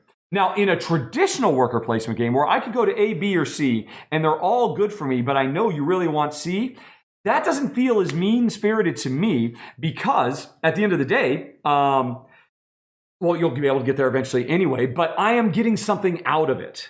My primary thing doesn't have to be, I did this for no other reason than to throw a monkey in your wrench, right? Yeah. Whereas that, I think I have certainly seen some drafting games where the hate drafting is so powerful. Point Salad. Oh, yeah. Point Salad is nothing but, let me crush your dreams over and over and over and over again. We had to get rid of it, even though I thought it was a brilliant little design. I love that. I don't know if you heard that, folks. Under his breath, he said, I love that. Okay. Drafting games typically aren't great with 2. And that's no. I would argue drafting games are at their best with 2. Wow. Because they are at their most cutthroat potential with 2. Because you're going to hand me 5, and I can look at, you really wanted me to hand this one back to you, didn't you? Didn't you? Oh, too bad. That's the one I'm going to burn for 3 coins. But that's what I'm saying is like most of the time, when I think of drafting games, most of the time I'm thinking 3 or more players. And if you're going to do this, if you're going to hate draft, it usually isn't better off for you because you might be stopping one player, but all you're doing is indirectly king-making somebody else. So it's usually more beneficial for yourself to do well for you because you're doing well against all the other players if you make yourself better. But if you just hurt one player, all you're doing is diminishing both your stuff because you're probably doing something that's not great for you. And that's the thing. So that has been my experience. I have played I've played, I don't know how many, not quite hundreds, but dozens of hours of Seven Wonders, because it was one of our favorite games back when I was still in the game industry, and we played it at lunch so I played it at every player count. A lot. And the reality is, if you and I are just happen to be next to each other in the big circle of 7 people or whatever it is, if you are hate drafting against me, then you're right. You're slowing me down. You're slowing you down, which means I've got to hate draft against the person to my right. And it spreads because... but the hate draft will only happen... It's like... It's not like it happens all the time. Like in my experience, it happens a lot. Because, well, first of all, how many games of Seven Wonders have you played where you're shouting at the guy across the table, why do you keep giving him all the green cards? Do you want him to win? Do you want to lose? And your answer is, hey man, I'm just playing my own game. That means the player to your right is probably going to win because there will be other players around the table. I just played Seven Wonders 2 weeks ago with the new expansion. Which one? The Edifice. Oh, okay. All right. One player got, and all of us had played a lot of times before. Right, yeah. One player, he got the full set of science, and a 7x7, the whole thing. He still didn't win. Okay. So what I'm saying is, I don't care if I'm going to give you that because my best plan is still going to beat your best plan, and I watched it happen. I think that's hogwash. Okay. I don't know. I think you can play your best game and never hate draft and still win. Especially with the more players, the better that is. Right, 2 players, it's going to be more. It's going to be more. 2 prevalent. players, it's implicitly zero sum. It is. Every point I deny you is a point that I gain. It is absolutely more cutthroat. It is better for me to stop you from scoring 4 points than it is for me to score 3 points. Yeah. Right, and that is the nature of it. But that's why some drafting games have you select multiple things before you flip up. Yeah. Right. That's the interesting thing. Yeah, I mean that's the. What was it? The Among the Stars, their 2-player scaling was, hey, every round you pick 2 cards. The one you want to play and the one you want to destroy because you don't want your opponent to get it. Yeah. Because in theory, at some point around the table, it would have gotten gobbled up and your opponent wouldn't have gotten it. And that just is incredibly hateful. Or, no, it's not. It's just the term is hate drafting. Now, let's see. Yeah, that's cool. We come back to him and then we can see it ourselves. I am relatively speaking okay. Oh, you're going the wrong way, man. You're jumping in. All right. There they are. Yeah. What was he missing? To answer Jack's question, Jack, I had no idea you were such a Care Bear. Jack is a regular poster on the show, and that's actually really surprising to me that he would point that out. It would make sense. He watches your videos. Yes, he keeps coming back. I guess that's why you keep coming back, Jack. I had no idea that we're kindred souls in that regard, considering how different we are in many other regards. You don't want to stick around for the personal Q&A stuff. Jack gets a bit spicy from time to time. We call it the Jack Attack. But what was I going to say?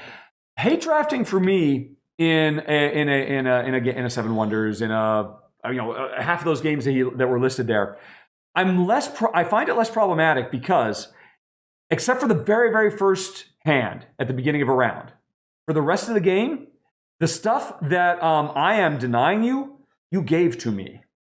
It came to me first. Yeah. And it's like, wasn't that card really important to you? Because I can't let you have that card. I can see what you're doing over there. Yeah. And your answer, of course, is, well, this other one's more important for me. Sure. And in that circumstance, like, well, then this card can't have been that important to you. I don't, as the ultimate board game media Care Bear, more than just about anybody else, Jen and I are both much more comfortable with that because you have kind of tacitly approved saying, well, okay, if I cared enough, I would have taken it. Yeah. So it's really only that first hand of the first round. Yeah. And that doesn't bother me as much.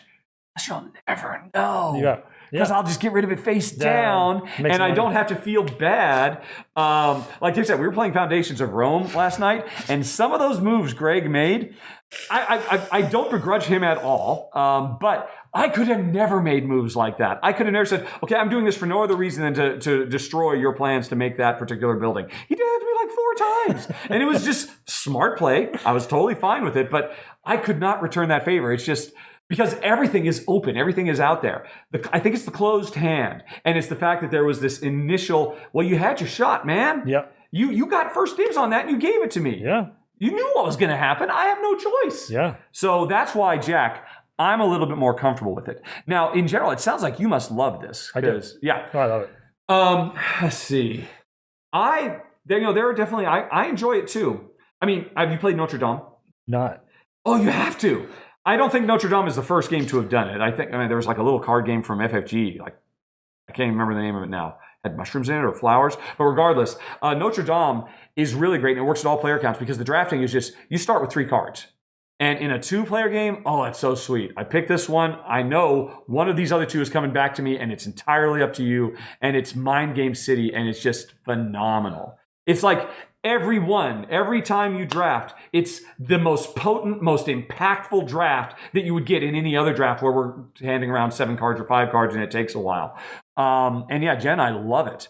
And I know when this is the one I have to have. And especially if you give me back this one. Because I think you really want that other one. But you know how bad I want this one. And for me, that kind of stuff is fun. And it is, I guess, probably it's me getting close to the line of being kind of a dick.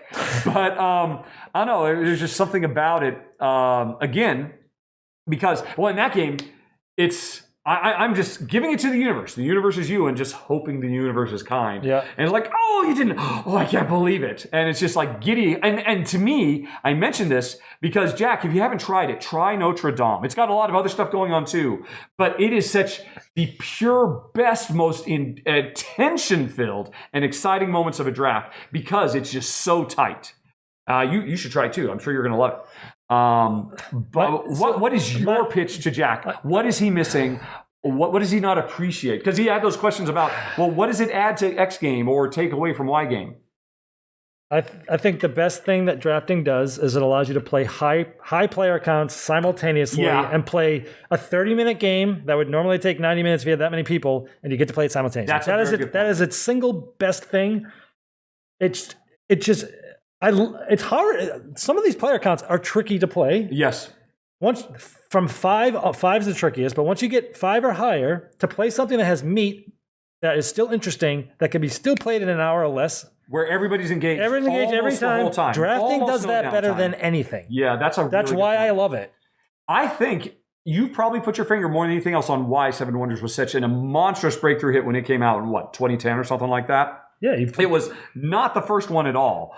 But I remember at the time, more than anything else, people saying, oh my God, I can't believe we just played a 7-player game that had that much going on in 30 minutes. So, Jack, I would say, try this. Okay.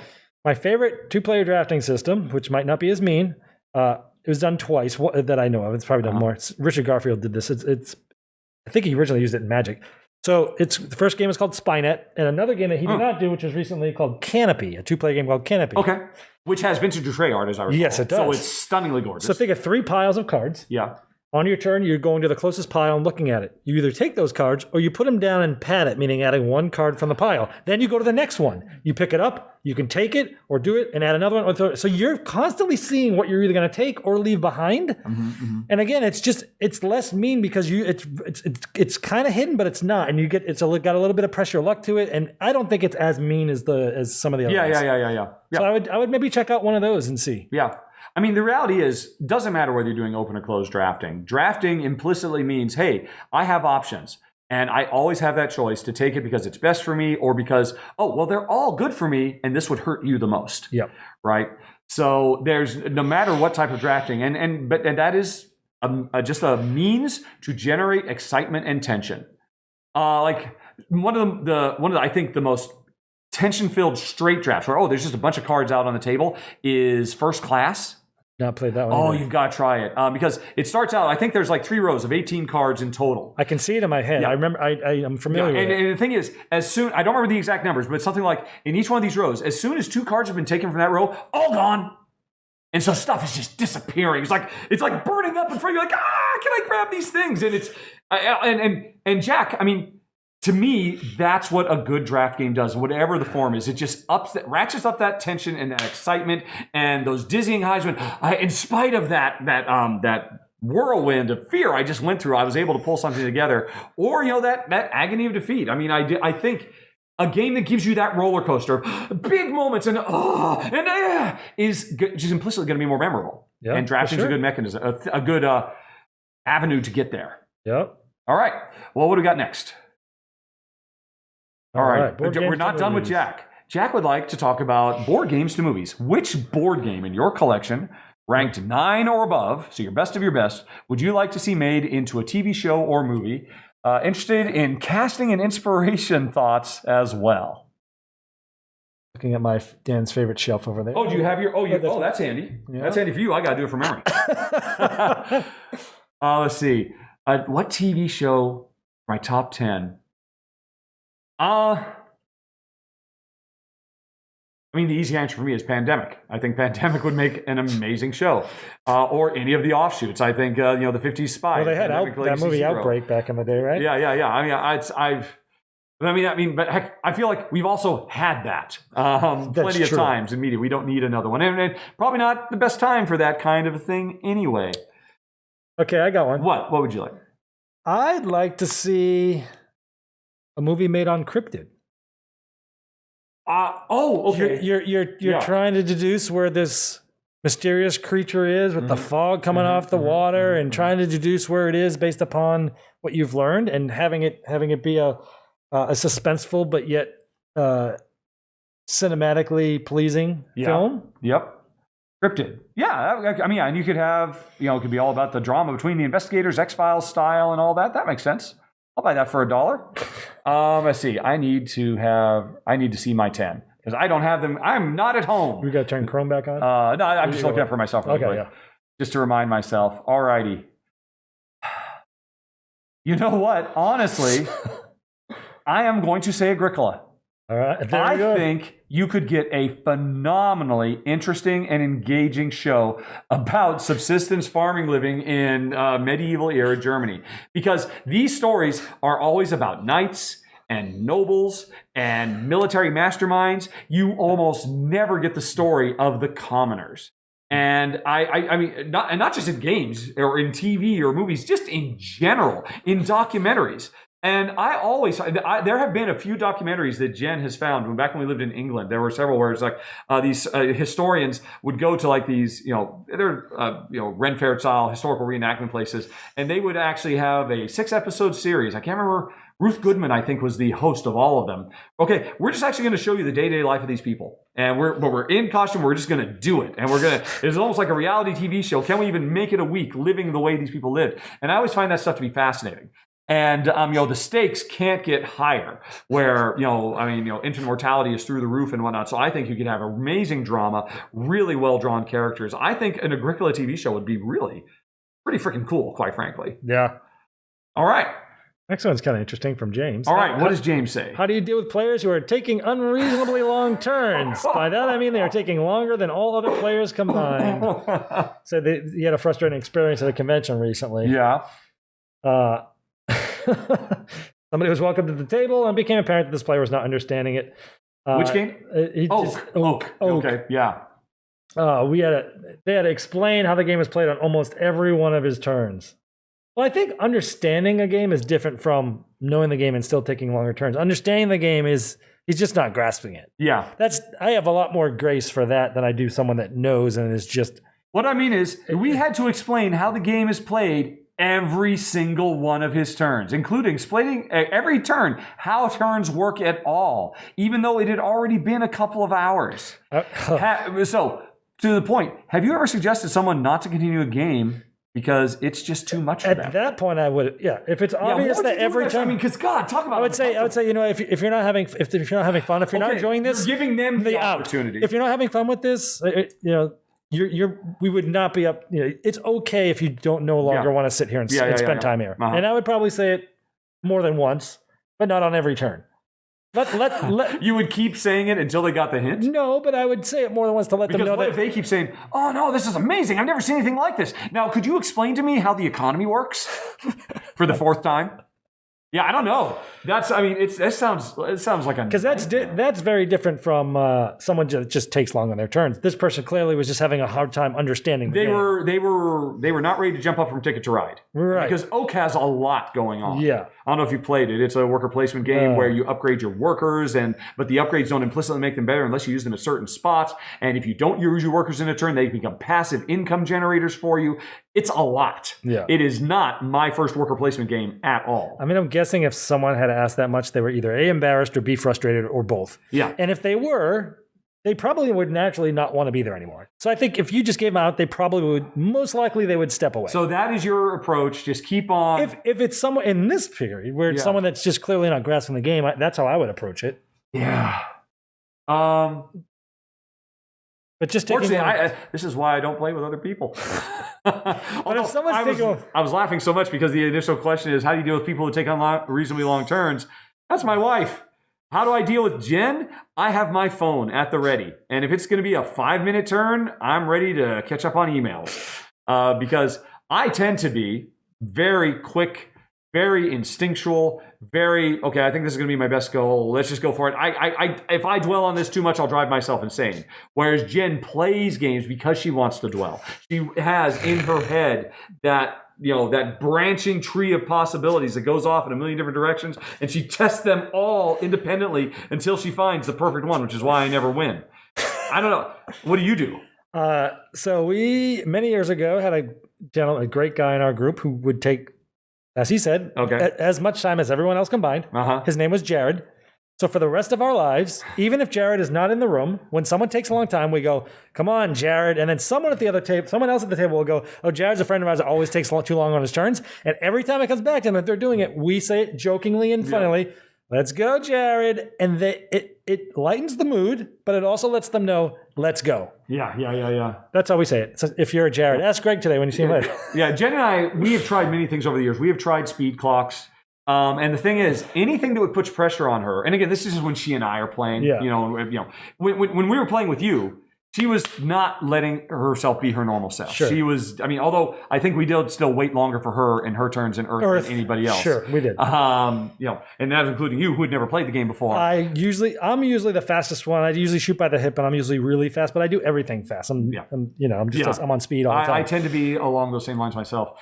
But in a situation like that, man, that is just a perfect storm. I think the reality is, if after 2 hours of playing Oak and there was no end in sight, I think I would have to say, "Hey, look, Jared, I'm really sorry, man. You're a great guy, and I appreciate you're having a lot of fun here, but this is taking too long.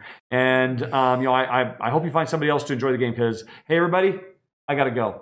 I'm not going to make you go, Jared. You gave him the outs. Stay. Give him the outs first. If he doesn't go, then I'm gone." Yeah. And it's nothing personal, man. There have been games that I've struggled with as well, but I don't have another hour. This is a 90-minute game, and we've been here for over 2 hours now. I got to go, man. I think I would literally just try to beg out. Yep. I don't think that's unrespectful. Yeah. Okay. Do you and Jen sit in the same relative position? Yes. Yes, we do. We always sit in the same relative position. And you ask because since who is this from? I've forgotten already. We talked so much about Jared. James. Not a J. No, that's a G. It's Jared. Anyway, James notices that since his girlfriend and he always sit in the same seat at their dining table, it's always the case that you are playing after her. I'm starting to wonder if that affects how our games play out, as this constant relative position may give some time advantage. In more than 2 players, that makes sense. But in 2 players, someone could be the other player could be the first player, right? He's just suggesting that the majority of the games they play, there tends to be first player advantage, which is a problem. But that's not a problem with you and your girlfriend, James. That's a problem with the design of the game. If it's not balanced. Yeah. And honestly, though, Jared, most games that you are playing that come out these days, they have gone through hundreds, if not thousands of hours of testing. And while I know it may feel like, oh, that is totally unfair that player 2 doesn't get an extra coin at the beginning, they have done the testing. And just because you played a couple times and you felt like it was a little unbalanced and maybe that wasn't fair to you, they have so much more experience with this game than you. They probably thought the game breaker moment, the card that is totally broken, I guarantee you, 99 times out of 100, they have spent the time. They've evaluated this a lot more than you have from your 1 or 2 plays. Chances are you're fine, James. Don't worry about it too much. He's talking about the seating position and how always going after that person. But I think... Well, all I can think of is first player, but is there something else that James is mentioning I'm not thinking of? Maybe their styles of play and sitting after, this person tends to do this, and so you have, maybe there's a meta thing going on, or maybe I'm not sure, but it sounds like even just swapping the first player should fix that. It sounds like. I guess. If not, why not just swap? I don't... Yeah, but again, obviously you can randomly choose first player and all of that too. Yeah. You do not have to adhere to the setup says whoever is the youngest player goes first. You really don't have to follow those rules. Those are optional. Right. But if he's talking about something else, I don't know. If he's talking like a Puerto Rico situation or a Princess of Florence situation, where there are certain moves that you expect to happen. And if you don't deliver on that, you're going to piss somebody off at the table, kind of. Those kinds of games. You don't see that very often, though. No, these days. You don't. Even in games where, there's that same potential for overlap or players piggybacking off each other, I think that's really a thing of yesteryear. I think so, too. I think that's something that we've designed around these days. Yeah. So, no, I think you're probably fine, James. It's all just mind games. Sit in your most comfy chair, the one that is molded perfectly to your buttocks, and just have fun. That's what I do. Lots of people, including James, were excited to come meet me at the Dice Tower West. So the question is, do I consider myself a celebrity? And this can go for Dan, too. You don't have as big a channel as me, but I'm sure you still get a lot of people coming up and saying, hey, at conventions, too. James would say yes. There are people like James who have been watching for 10 plus years, and they see and think, that's my friend who I've listened to for hundreds of hours, who's taught me how to play dozens of games and convinced me to buy all those Kickstarters. But from our point of view, me and Dan, James is a total stranger. And that's kind of what celebrity culture is like, right? Heavily one-sided relationship between entertainer, artist, and fans. And he says, thank you for chatting a bit and inviting me to play Earth. Hope you had a great road trip. P.S. After so many years of your family-friendly content, all the cursing was shocking. LOL. Yes. You know what? I'm actually embarrassed about that, James, too, because I from day one, I always tried to keep my channel clean. You do as well. But you, hanging around with you in person, I think you're relatively straight-laced and not too profane. Yeah. I've noticed I'm trying to temper my dial it down? enthusiasm with you as well. And I'm sorry, James, if I put you on the back foot. It is something I should be a bit more cautious about. Honestly, I sometimes do it because I know it's kind of has a comic shock value. People are like, oh, wow, Rahdo just said the F word. He just said it twice. He said the mother F word. Like, all in the same paragraph. And it's like, well, okay, but I'm just kind of giving you something to remember there, too. I'm trying to have fun. But yeah, I do curse a lot in real life. But that wasn't the real question. Celebrity life. Well, the way he put it was, he defined it as a one-sided relationship where the stranger feels like they know you, but you don't know them. If that's the definition of a celebrity, I don't consider if that's the definition of a celebrity experience. Yeah, then sure, that happens. Yeah. Mm-hmm. Our niche industry is so small that it's kind of the best of both worlds, because we can go out and go to the grocery store and not get bothered. No one cares.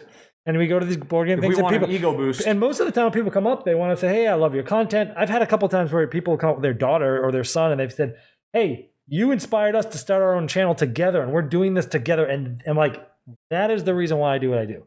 And so it is awesome. It's a little weird for me. You may not can tell on camera, but I am an introvert by nature.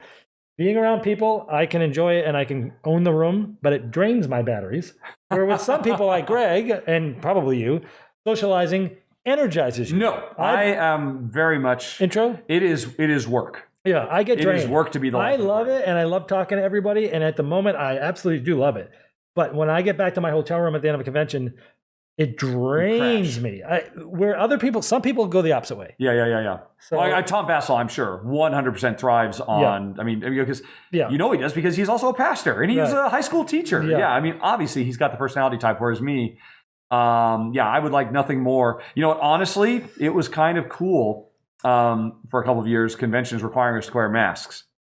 Because masks plus some reading glasses and a baseball cap, nobody noticed me. Yep. Until I spoke up. Right. And then I would say, hey, everybody. And I just say it like that. And be like, oh my gosh, Rahdo. And then, it's definitely, there's a term for it. Is it a parasocial relationship or something like that? Or these kind of one way where people feel like, oh yeah, you're a part of my life. But from the other perspective, I have no idea who you are. And I totally get that. That is kind of weird. I'm not in a situation where I get to be on the other side of it, because what would it be? I guess if I were going to Comic-Con and I were seeing, Marvel Cinematic Universe actors, I guess I could kind of envision that. But it's always strange to me in a good way when someone does that, when they come up and they're like, because you get so tunnel vision of cranking out the content that you don't realize How many? I mean, you actually know how many people watch the videos. Yeah, but it's hard to like personalize it. Exactly. And then you go and it's like, okay, like I don't know. It's always strange to me. Like it's like, oh, really? You do watch this stuff, but it's always pleasant. It's always I love it. It has, and there have definitely been times when folks have come up to me at conventions and said how much my videos mean to them. Or, I mean, obviously I went for a couple of years wearing Black Lives Matter t-shirts and other issues shirts, and I still, to this day, every week I get probably at least a half a dozen to a dozen haters because they just stumble across those old videos. And it's so easy to get caught up in that. But it's more important to remember the people who come up to me at conventions and say, it really meant a lot to me that you were willing to visualize that support, and I want to thank. And I've broken down and cried in front of people when they've said stuff like that to me, or or how I've been able to bring fathers and sons closer together through the games that I introduce. And it's like it blows me away when that kind of stuff happens. I mean, that's the best thing about this job, and to be reminded of that is humbling and mind blowing. So I do appreciate that, and it is nice to there's no doubt. Of course, it's an ego boost. To have everybody say, have you ever been noticed out in the real world? That's what I was just about to ask you. I've only been noticed twice. I've been noticed twice. Okay, both of them are at restaurants in Phoenix. Okay, I was at a pizza shop, Mod Pizza, and someone came in like, "Are you the Game Boy?" It's like, actually, sorry, 3 times. But you win. I've only done twice. Yeah, and one was at another restaurant, and then the third. But I was playing games with my family while we were waiting for our food. So they're like, "Wait a minute, he's playing games. He looks like this guy." Sure. They approached me. The third one was at a game store, which was, that doesn't count. That's practically being at a convention. two public. Yeah. But the interesting thing about the game store was these people had just moved to town that week, knew nobody, went to a game store that they saw online, and then they're like, Dan? And it was just, and then they became part of my game group, which was kind of cool. Oh, wow. Yeah. Okay. But yeah, twice in open, both restaurants. Yep. Both I was playing games. Twice for me too. One was a charity shop, a Goodwill. And I don't remember. I think I was just looking for cheap extension cords, and somebody walked. And I was saying, "Oh no, they got crap here, honey." And somebody heard me say that, and "Oh my God, are you Rahdo?" And then the other time, not exactly a restaurant. It was the IKEA cafeteria. Oh, nice! You were getting Swedish meatballs. I was chowing down on the bonus side, because you always don't just the basic isn't enough. You got to get a bonus side.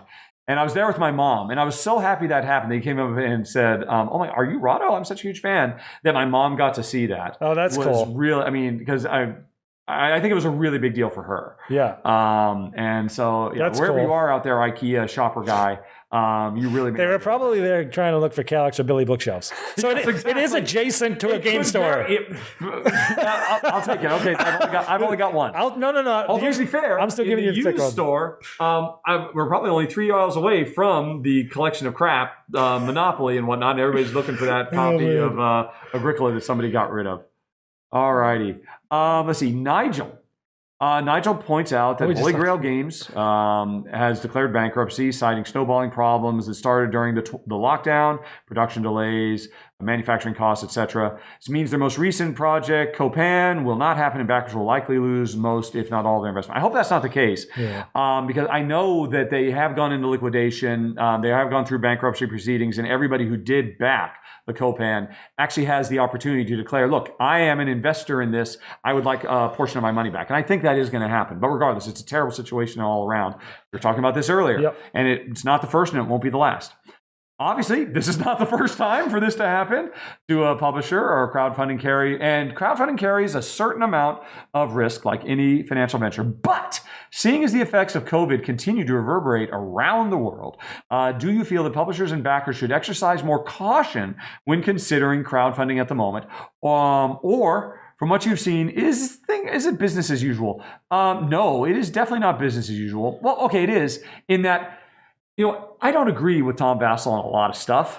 I like him, but we tend to disagree more often than not. But one of the smartest things I always thought he said was, and he said this years ago, do not back something on Kickstarter unless you can afford to lose that money. That is a very good statement, and I would agree with that wholeheartedly. I want to say that's true now more than ever, but no, it's always been true. Assume you're not going to get it, and if it shows up, be pleasantly surprised. Exactly. That's kind of what you have to do. And if you don't, you should not be on Kickstarter, quite frankly. It is speculative in nature. It's a speculative investment. Yes, exactly. So you have to go in knowing that. I mean, if people invest in stocks, they can't expect that, everything's just going to work out perfectly. And it's not a store. So I know people like to think, it's a store. Well, not legally, it's not. So if you can't stand the heat, don't go into the kitchen. And it's certainly the case now that you should always be frugal. But the reality is, there's no way anybody could have looked at Holy Grail Games and seen what was coming. Yeah. Right? And interesting, Holy Grail Games, they have been incredibly open about, look, these are all the things that happened. It was like this perfect storm of things that, we were mortally wounded by the shutdown, but then getting screwed by our distributors and all these other things was the final nail in the coffin. But if it can happen to them, it can happen to anybody. I was actually surprised. When I first heard it, I went, wow, they just came out with that successful... they just delivered on the successful encyclopedia. So I was thinking in my brain they must be doing pretty good. So I was actually surprised. Yep. I do think backers should exercise caution. They should be doing it anyway. Yes. Regardless if there was a pandemic or not. Yeah. Publishers, what do you think he means by that? Should publishers Should publishers and backers exercise? Well, obviously... Yes, I would certainly say it is definitely true that any publisher should not actually start a Kickstarter campaign unless they are on sound financial footing to begin with. But the reason why they are doing Kickstarter in the first place is because they don't want to take the risk of forking over the hundreds of thousands of dollars to get them in. It's just, the thing is... That's why Kickstarter is made, is for them, because they are exercising caution in a way. So, okay, then to answer this question... If they knowingly are in a tough spot and they don't think they'll be able to fulfill, they should not be putting a new campaign out. This is a valid point, because the thing is, I am sure Holy Grail Games did try to mitigate risks and did try to make smart, informed decisions based on prevailing trends. And then they were hit hard by very unusual trends. And that probably more than end users. End users should always be careful. End users should always assume that, there's a good chance I'll lose this. We've lost stuff. Jen, she refuses to do anything on Kickstarter because 10 years ago, she backed some really cool extended dog leashes that never showed up. And we never got that. I don't know, it was like $35 back. Well, that's $35 we'll never see. But at the end of the day, we could afford to lose $35. And so that was fine. But I think these days, publishers do have to be much more aware, because it is a much more dangerous environment for them now. Yeah. Worldwide shipping has gotten back to normal, but it is not where it was before. And there are fewer and fewer distributing channels. They're shutting down. There's been several that have shut down over the last few days. So you're getting more monopolistic practices. It is going to be tougher to wade through these shores, and publishers need to know that. Whatever contingencies they put in before, they have to triple those contingencies now, because it's going to be rocky for the next few years. And hopefully they do, because they don't want to go out of business. Yeah. And they don't want to be another Holy Grail. Holy Grail, I think, is a very, very good. And again, because they've been so upfront about all the specific things that conspire to take them down. Well, and because this happened recently, most people are going to take more caution, and most publishers are going to be more. I'm not going to say it's a good thing for the industry, but it helped make people more aware and think more about things, so they are naturally going to be more careful. Yep. So that's like the silver lining of that. Yeah, I guess so. Yeah. Although it's heartbreaking. Yeah. And honestly, and Copan was freaking great. I really do hope that, we get another shot at it, because I thought it was amazing. Anyway, though, moving on to Rob, who's been enjoying the show, has 3 questions. One is about co-op games. Last month, I received a question about firefighting in co-op games, and I struggled to think of an alternative approach. Okay, so this is... I often refer to co-op games. Yep. The pandemic formula is... There's a lot of fires. Yep. We have a thing we have to do, but it's so challenging because all these fires keep popping up. And how do we balance? And somebody said, well, how else could you do a co-op game? And I kept evaluating other co-op games. And on some level, they always came back to this core fundamental idea that the way to replicate the challenge that a human player would give you, a human player... It creates chaos through their actions, and you have to navigate those storms. Yeah. How do you do that in a co-op game? It just works. Yeah. Even in games where at first it didn't feel like that, but then I was like, but really, it's just another fire I'm fighting. Yep. Whether I'm walking around the world or whatever. So I've already got, is it John, James? No, we're not doing, Rob. Rob thinks, think of it this way. A game like Pandemic, the game's objective, curing diseases, could be incredibly easy to achieve if not for random negative events, infections, epidemics that the game introduces. But in a game like Viticulture World, the game's objective, get 20 points and 10 influence, 20 victory points, 10 influence, would be incredibly difficult to achieve if not for random positive events, new innovation tiles, event cards, visitor cards, etc. the game introduces throughout. My wife and I noticed we much prefer the latter type of game, and I'd be interested to know if there are other co-op games like that, and our general thoughts on this design difference. That is really interesting.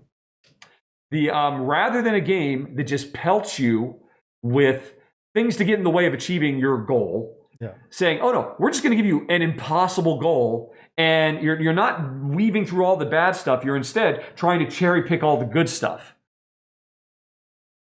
Yeah. Yeah. I know a very different one that's not necessarily point-based like that. It's called, you probably know this one, And Then We Held Hands.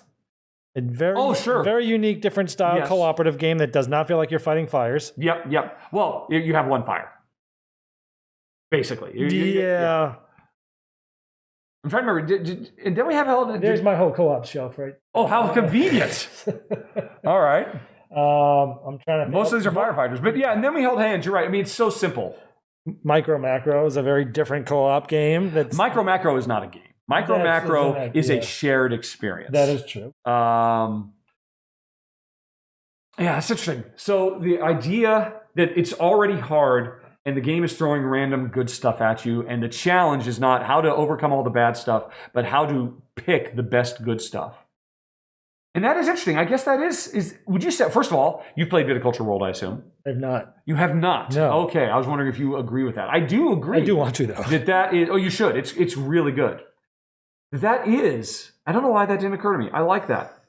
It's kind of reverse firefighting. It's water picking instead of firefighting. Yeah. And honestly, man, I can't think of something else that does that. And I'm kind of sad now. I want to see it more often. Yeah. Honestly, at this point, this is something I always fall back on in these. If you go to faq.rahdo.com and it's question number, where is it? It's in here somewhere. I've got a list of 1.5 million things. Right, how do you rank? Question number 5 at faq.rahdo.com, which is basically, I really like X. Could you tell me more games like X? I don't know about you, Dan. That is just about the hardest question I ever get. But it's the one I get most often. I know, and my brain, do people have brains that work that way? I do not categorize information such that I can just I can pull stuff out of the air like that. I categorize game information by designer and length of play. Well, I think we think about it often when we're playing the games. We're like, this is kind of like this is like this. Because you may know, when I keep a game, I get rid of a game. So I do a saxophone Saturday night on my saxophone. Yes, you do. So a lot of what I'm thinking of when I'm playing a game is, am I going to keep it? And a lot of people go, Dan, you gave this thing a great review. Why didn't you keep it? Because as I'm playing this, I'm thinking, this is similar enough to this other game that I love that does something similar, but which one am I going to keep? So I am constantly thinking about that for that reason only, but it makes me think in that way of what is this like? What's another game that's like this? Does it share a mechanism? Does it share a theme? Does it share an experience? Yeah. So I think about that often just because I got to figure out what I'm getting rid of. Yeah, because you're out of room. Yeah. Because my boxes are the way I want them. So. Yeah. Yeah, exactly.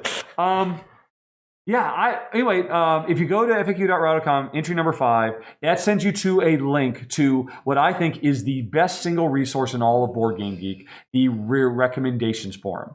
There are hundreds of people who monitor that thing every day. If you ask a question like that there, sorry, I forgot, Rob, I guarantee within a day you will have a vibrant discussion going on with people trying to come up with solutions in a way that we can't off the top of our head. So good luck with that. But it's a really interesting observation. It had not occurred to me. Okay, question 2 is about Agricola. Hopefully I'll do better this time. Listening to me expand on my thoughts about distributing occupations and minor improvements in Agricola, what do I think about drafting? I say it ruins a game in 2-player. It's full circle. Jack, prick up your ears. We're talking more about drafting in Agricola and how it ruins Agricola. And the Rudiger Dorn Living Hand variant, which I've never heard of. Players have 5, you know Agricola, of course. Yes. All right, okay. So you have 5 cards of each type. Each time you play one, you then draw immediately. And you can also discard one to draw one every harvest. So you just get randomly. You got to find one to use. I've never heard of that. I would give that a go. That sounds interesting. If it's got Rudiger Dorn's name on it, I'm going to try it. Exactly. Rudiger Dorn, one of the great unsung true maestros of board game design. Yeah. And he's got such an incredible pedigree, but nobody talks about him the way they talk about Feld or Kenichi or anybody, and they should. So you're right. Just the fact that he came up with it. But you're right. Agricola is interesting, and then it comes, I think, with like it lists a half different ways you could do it. By default, you're just supposed to get a random bunch of cards, and then you could be one player could get incredibly swinging, and so most people consider, the best way to resolve that is a draft. Yeah. I don't know that really resolves that because it's a closed draft, and I don't know if I'm giving you something that's a perfect combo. It could still happen just as easily. Have you played the 15-year anniversary one that just came out? No, I have not. I saw it in the local game store the other day, and I was like, wow, it looks pretty nice. Apparently people are very unhappy with the insert because the insert is literally you put it together out of wood and it's kind of flimsy and things flip around, I guess. I'm not quite sure. Yeah. But it's nice to have a big box. Being a lover of it, I was just curious. Yeah. Are you interested in it at all? Is that something you'd ever track down? I don't... Well, the stuff that's in it is not stuff I've never... I got to have those X cards. I don't remember if there's anything new because I already have. Like, I don't know if they redid the art. I have all the A, B, C, and D decks. So I don't know if there's anything in there that I don't already have. Yeah. So I don't know, but I can't stand the draft there because it just means we have to delay the game by 20 minutes. Right. And it's much better. It's what I mentioned earlier. Just give me. I forget what the numbers are. Give me 10 of each because I have to discard down to 7. So I've got 14 at the start. I mean, to us, that's a lot of fun. That's the puzzle that determines the entire game. How am I going to put things together? What's it gonna come out to? And I think that's great. It's not fair for me to say that I am over exaggerating when I say a traditional closed draft ruins the game. It just makes me delay the game, and I just want to get to the game that much faster. And I don't want to play this completely different game that has absolutely nothing to do with the game I sat down to play. I don't know how you feel about that. Like you said, it's not just Agricola, it's Terraforming Mars. A lot of games do this. Yeah. Even simple little games where there's no reason to do that, and yet they still... And I'll tell you why it's even worse, Dan. The worst thing about it is, hey, you've never played this game before. Well, I would never use it for that. Yeah.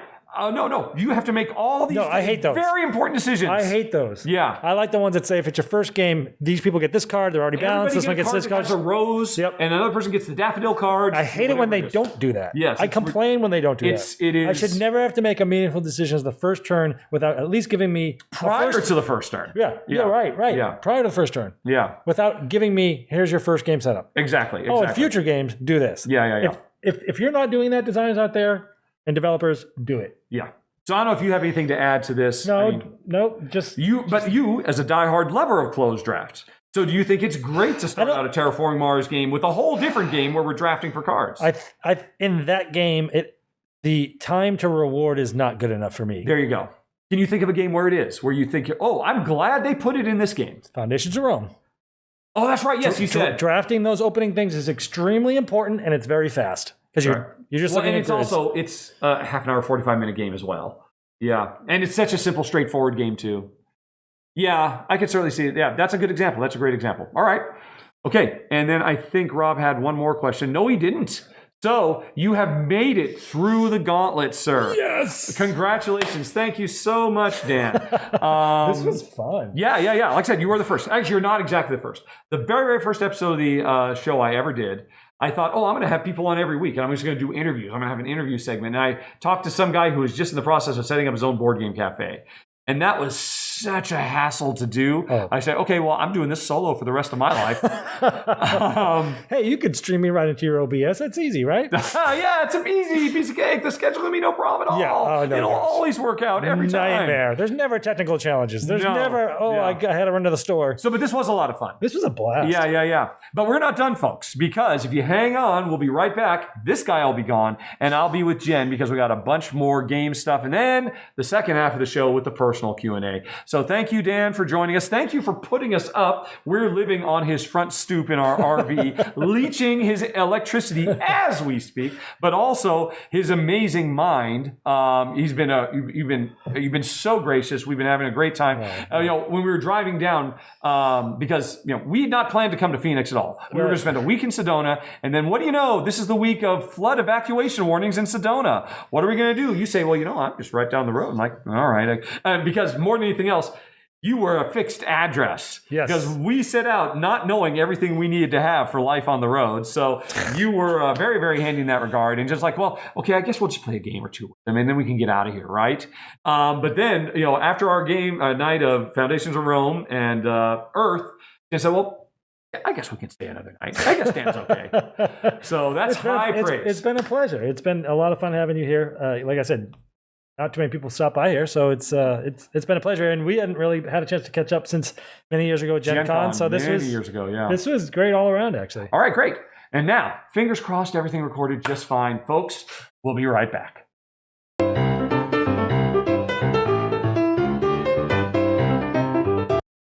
Okay, everybody, we are done with Dan, and Jen steps up to the plate. Honey, prove to the folks who are watching that you're here. There we go. That is not my hand waving around in front of the camera. Hello.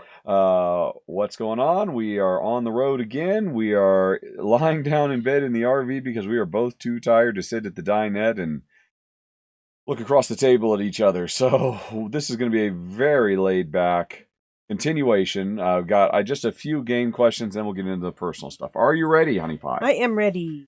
Okay, then. Let's start with Andrus. This is actually a repeat of questions that I already covered with Dan, but because they were originally for you, and I thought they could work for Dan as well. Oh, okay. Honey Pie, Andrus says that board games often portray parts of everyday life.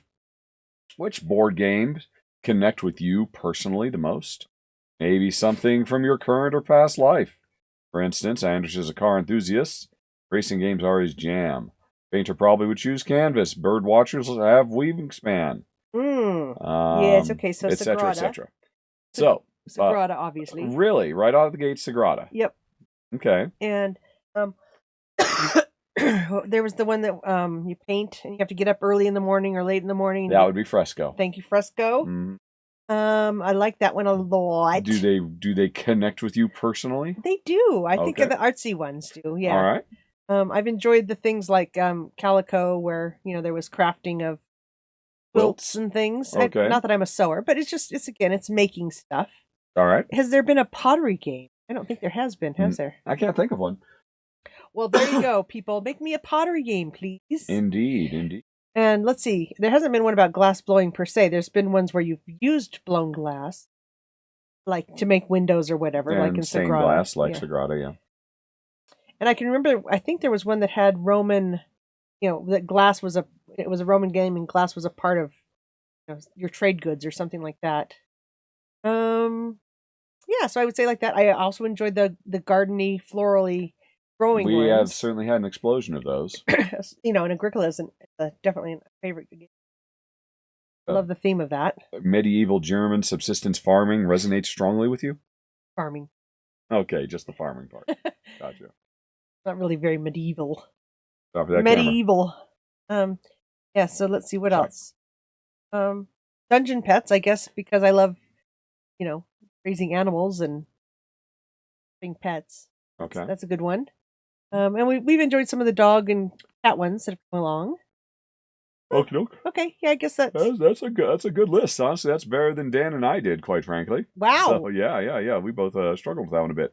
Although thinking a little bit more, Andrus mentioned, Trey Parker has mentioned roll camera. I didn't know Trey Parker actually said that, but I would actually say roll camera really resonates with me very strongly. I mean, it's a great cooperative game, but I think one of the reasons it really hits me so hard is because even though it is about making movies, it really recreates a lot of the same feelings that come up when you create a big AAA video game. So that was one for me. Anyway, that was one, and I might have to pause because I'm about to start explosively coughing. Hold on, everybody. Jen also opted to cough quite a bit and then quipped, "This cough break brought to you by COVID." We're both pretty much fine. It's just keeps getting these tickles in the throat that just nothing to do except cough it out. Anyway, though, Jack wonders, what board game in our collection would you most like to see turned into a TV show or movie? Dungeon Pets. Dungeon Pets, just like that. There you go. Why would you like to see that as a show? Because I like the fantastical creatures. Uh-huh. Yep. I enjoyed Newt Scamander. Okay. So, something like that would be kind of All right. What else do we got? We got so much. I can't. It's like I can't even look at the wall anymore. I'm looking at a RV wall, which does not help me. Well, we could try to open the door above your head, and maybe someone will just slide down and hit you in the face again. Well, that's already happened. So yes, that's happened today. That's inspiration for you. Jen was lying here. She said, "Do we have to do the podcast today?" I said, "Well, we can just do it right here in bed." And good, I'm all toasty warm. And so I'm setting up the camera and the mic. I've got these arms that can clamp, and I open up the cabinet above Jen, which is where all the games are. There's like 20 games in there that we brought along to film when time permits. And they shifted during transit. We had no stewardesses to prevent us from opening the overhead bins. So yeah, the overhead bins just vomited forth it just fell on Jen's face. That was oopsie. Got to get that system a little better under control. Okay, well, that's fine. Oh, and Jack, I'm sorry. I just noticed you also asked for casting inspiration slots as well. Honestly, that's just I can't do it, Jack. I'm sorry. I want to do better for you, but Dungeon Pet, says Jen, because she likes the cute animals. Okay, and then Joseph Honey Pie asks, what did you specifically like about Gloom? I don't think I need to answer this because I've talked at great length about Gloomhaven when I covered it. I covered Jaws of the Lion when I covered Frosthaven. But why did you find Gloomhaven compelling enough to play obsessively for like almost a year? I think I liked really getting to know my character and my character's strengths. It's all its special abilities and the different cards, and there was constant new things and growth, but yet there was a lot of foundation stuff that I could fall back on and rely on and feel like I knew it and was playing well. I think that that reminds me of when we played EverQuest. Same thing with my characters. I knew how to work those characters. And right. So there's a certain satisfaction about that. The sense of mastery. Yeah. Right. Yep.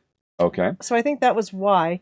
And remember, I resisted so mightily changing away from my first character. That is true. But the game is grow or die, man. Yep. Grow or die.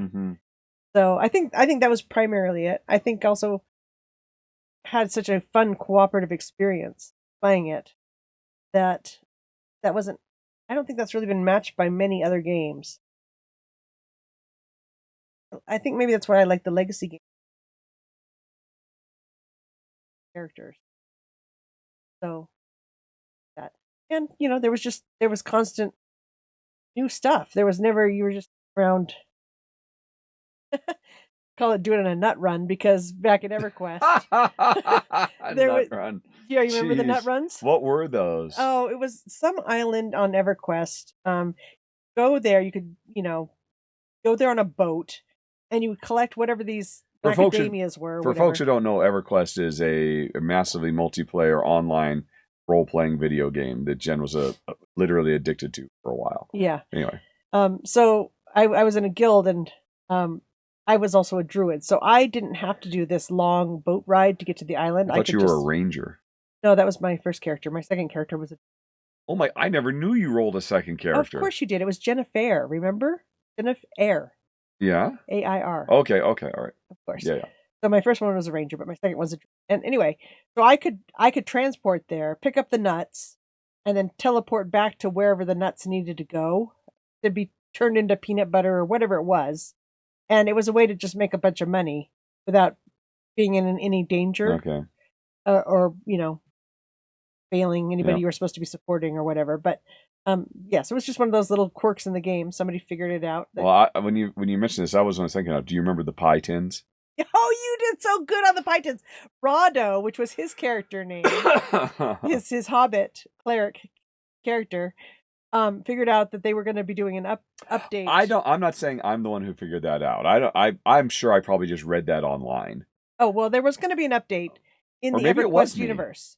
And we knew that the value of X, Y, and Z were going to go from, 2 pence to 5 pence or something like that. Yeah. And so right before the update happened, Rahdo goes in and he buys up all the pie tins. Well, no, didn't we organize a Sylvan Ranger pie tin?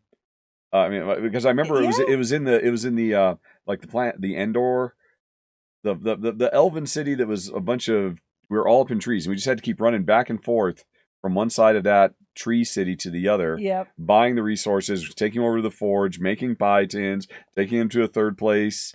Or no, because that's right. We needed 50,000 pie tins, so that after the so that's what it was, because after we had to make 50,000 pie tins before midnight because they were going to shut down the servers and reboot, and then after it came back up, those pie tins were going to quadruple in value or something like that. Yeah, something like that. Yep. And so we it wasn't just you and me. I mean, or maybe it was just me, you, and FO.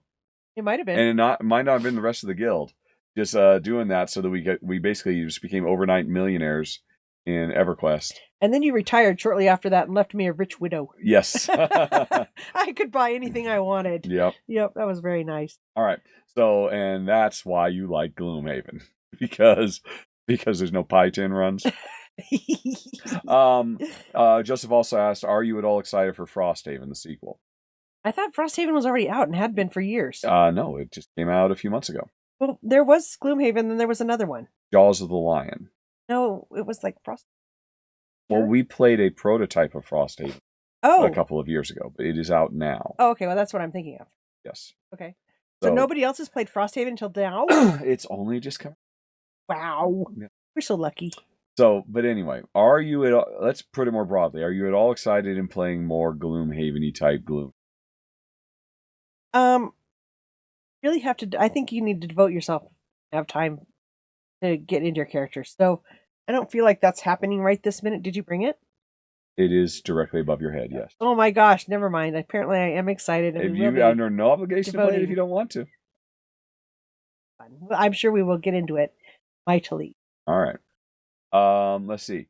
That was it then, folks, for the remainder of the game questions. So at this point, if you don't want to hear about Jen's and my personal stuff, it is time to vamoose. But come back next month and we'll have more gamey type things for you. And of course, as always, send your questions to questions@rahdo.com, the email address. But otherwise, if you'd like to hear about the other side of life, hang on. And we'll be right back. Yes. Hang on for dear life.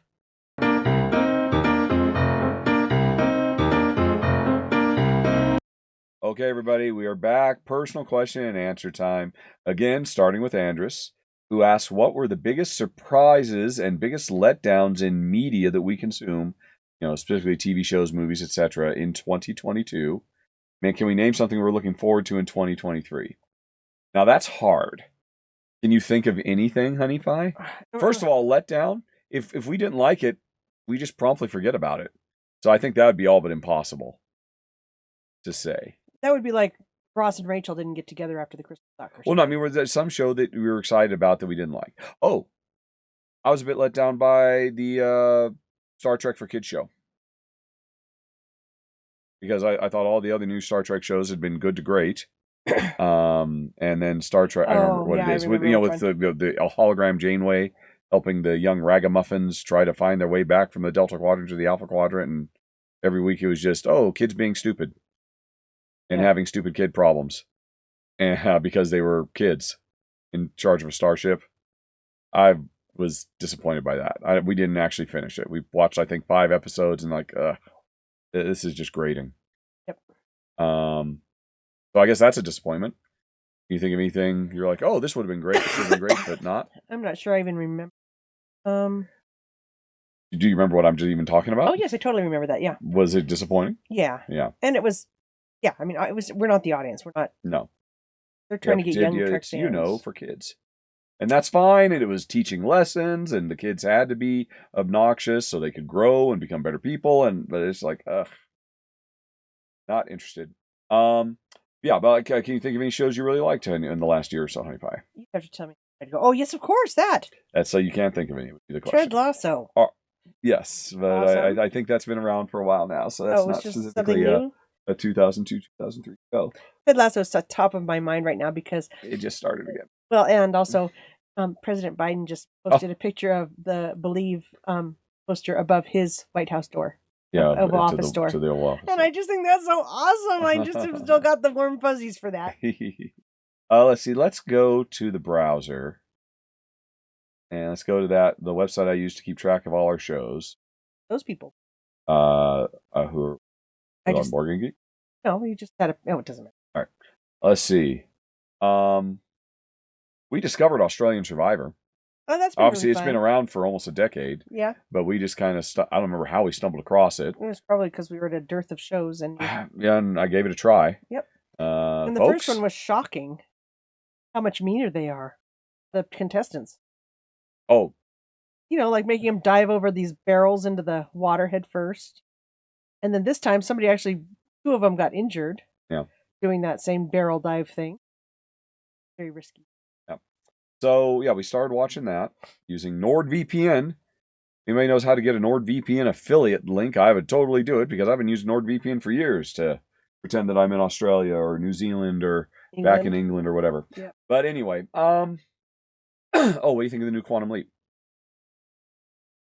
Oh, sounds like a disappointment, folks. Oh, there you go. That's a disappointment. So we're not going to go back to it. I think we've watched like the first 4 episodes. There's been 2 more since then. I know. Yeah, I want to like it. I just feel like it's a little bit hard. I like the premise of the show still. It's just the characters still are gelling. All right, well, Quantum Leap, think? another disappointment. What do you think? Oh, no, I mean, it's fine. It's okay. I mean, I'm not that much in love with the original Quantum Leap, quite frankly. Let's see here. I like it. I like people.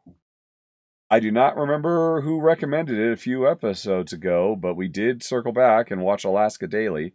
Oh, yes, I am liking that very much. Jen is addicted to it. She loves it. We watched like the whole first half of the season in like a week. Yep.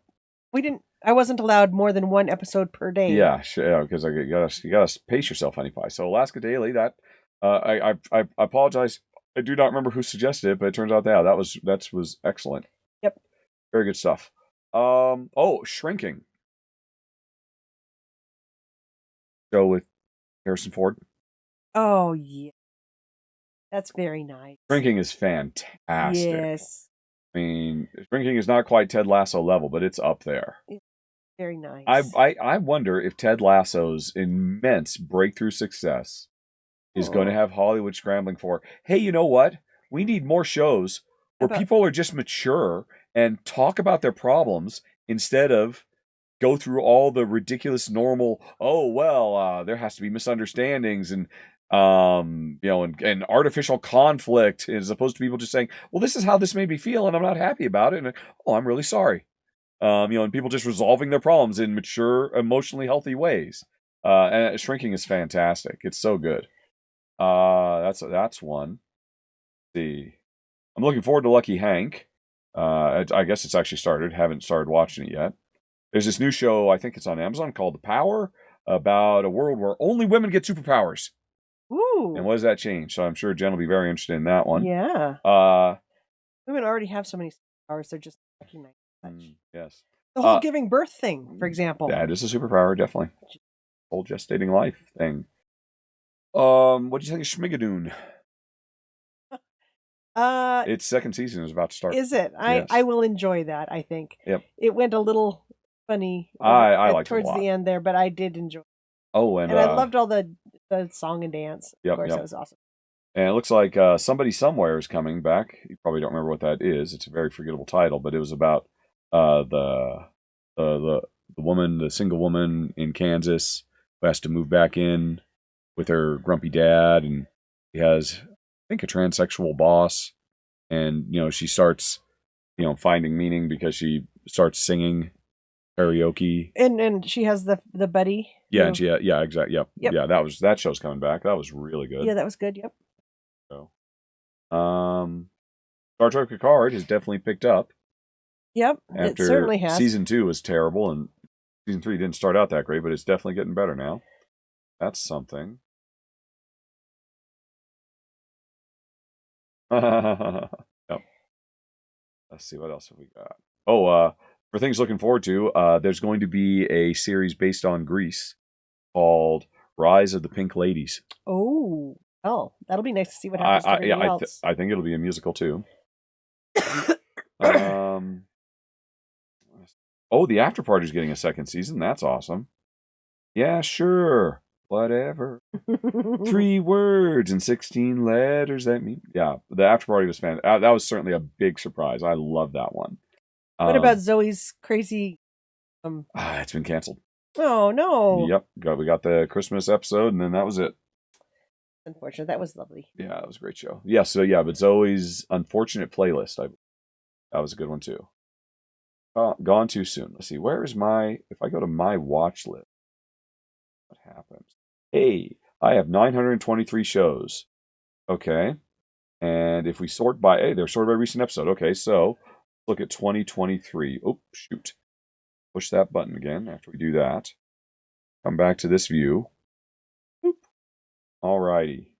I guess the Rookie Fed, Sonny, you like that? Oh, Feds is not as good as the Rookie. I do like name Nolan. Just the regular Rookie, yes. Well, that's older, so. All right. Roll down for 2023 things we've already watched. I wish I liked her better. It's just, like you said, she's always the one that solves everything. She's just too perfect, yeah. Yep. It's a bit too, and she's sassy. I like the sassy. It's just. I mean, it's great that she's competent. Yeah. But she is so flawless. And, she's surrounded by people with 20 years experience over her, and they're just scratching their heads, and she's just intuitive genius in every situation. But, still very charismatic. What's that? I see a dog. That is the Doghouse Australia. I do like it. And now there's also the Doghouse New Zealand, too. Yeah. The Last of Us, of course, is fantastic. Jen would never watch that in a million years. Well, maybe someday I'll make her, or not make her, but I'll invite her to watch episode. What else? 2023 stuff. Right, I didn't watch that. Haven't watched that. That hasn't started yet. Oh, what do you think of Extraordinary? About the world where everybody has superpowers except for the one girl. Oh, I do like it. I want to know what happened. Okay. I guess Willow was a bit disappointing. It was. Yep. There you go. I liked Koala Man. Koala Man surprised me quite a bit. That was actually pretty enjoyable. And then we're getting into stuff that hasn't come out yet. Star Wars show. Blah, blah, blah. Right, that Power show. Okay, let's now search 20. Oh, and that messes up the things again. Got to fix that again. So, other things from 2022. Just quick scans. All right, so Alaska Daily, big hit in our household. Yep. Again, cannot thank whoever suggested that enough. Quantum Leap, bit of a disappointment. Right, Amanda Owen's Farming Life. We only watched one episode of that, and you haven't seemed to be interested in going back, so I'm call that a disappointment, I guess. I haven't watched that. Willow was a letdown. Oh, of course, Jeremy Clarkson. It's awesome. Second season of Farming Mishaps. The Dogs in the Wild show. That was interesting, yeah. And watch that. Oh, Wednesday. What'd you think of Wednesday? I liked it. I liked the beginning couple episodes a lot more than yeah. It started out so well. Here's the thing you didn't know. Oh. The first, I think, 3 or 4 episodes were directed by Tim Burton. Oh. And then the rest of the season was not. And you didn't know that, but you clearly picked up on it. Yep. That there was a huge drop in the overall. It was fine for the second half of the season. Yep. Whereas the first half of the season was fantastic. Interesting. And yes. I'm going to say, because I mean, you were what's that, the placebo effect? I mean, you had no idea. I had no idea. And so, but you picked up on that, so I'm going to say, Tim Burton's really good. What do you think of Peripheral? Where she keeps her consciousness goes into the future, and it was the guy.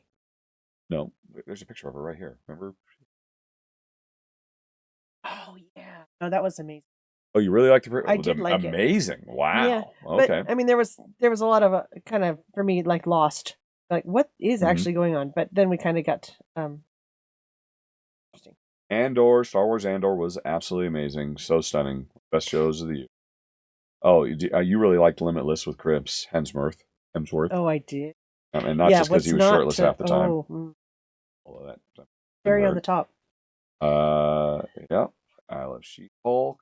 Oh, Reboot is a comedy that was surprisingly good, surprisingly heartfelt. I really like that quite a bit. Why didn't I watch that? Because honestly, it's a lot of the embarrassment comedy type stuff that you hate. The Patient was excellent. House of the Dragon was fantastic. Punk on Earth was great. Michael Palin Into Iraq was good. I'm glad we watched it, although it wasn't as good as I thought it was going to be. But it was. I was glad we watched it too. Yeah, just it was to definitely get worth watching. Feel for what's. Yeah. 5 Days of Memorial was so heartrending, so absolutely amazing. and Chris, the new contributor who's doing R&Rs with Ruel and who we had dinner with at the taco place. Yep. He played a helicopter pilot in 5 Days of Memorial. Cool. I think he even had a line. Get to the chopper type line. Oh, he has such a nice voice. Obi-Wan Kenobi was okay. Oh, here's a big surprise for you. Darby and Joan. Oh, yes.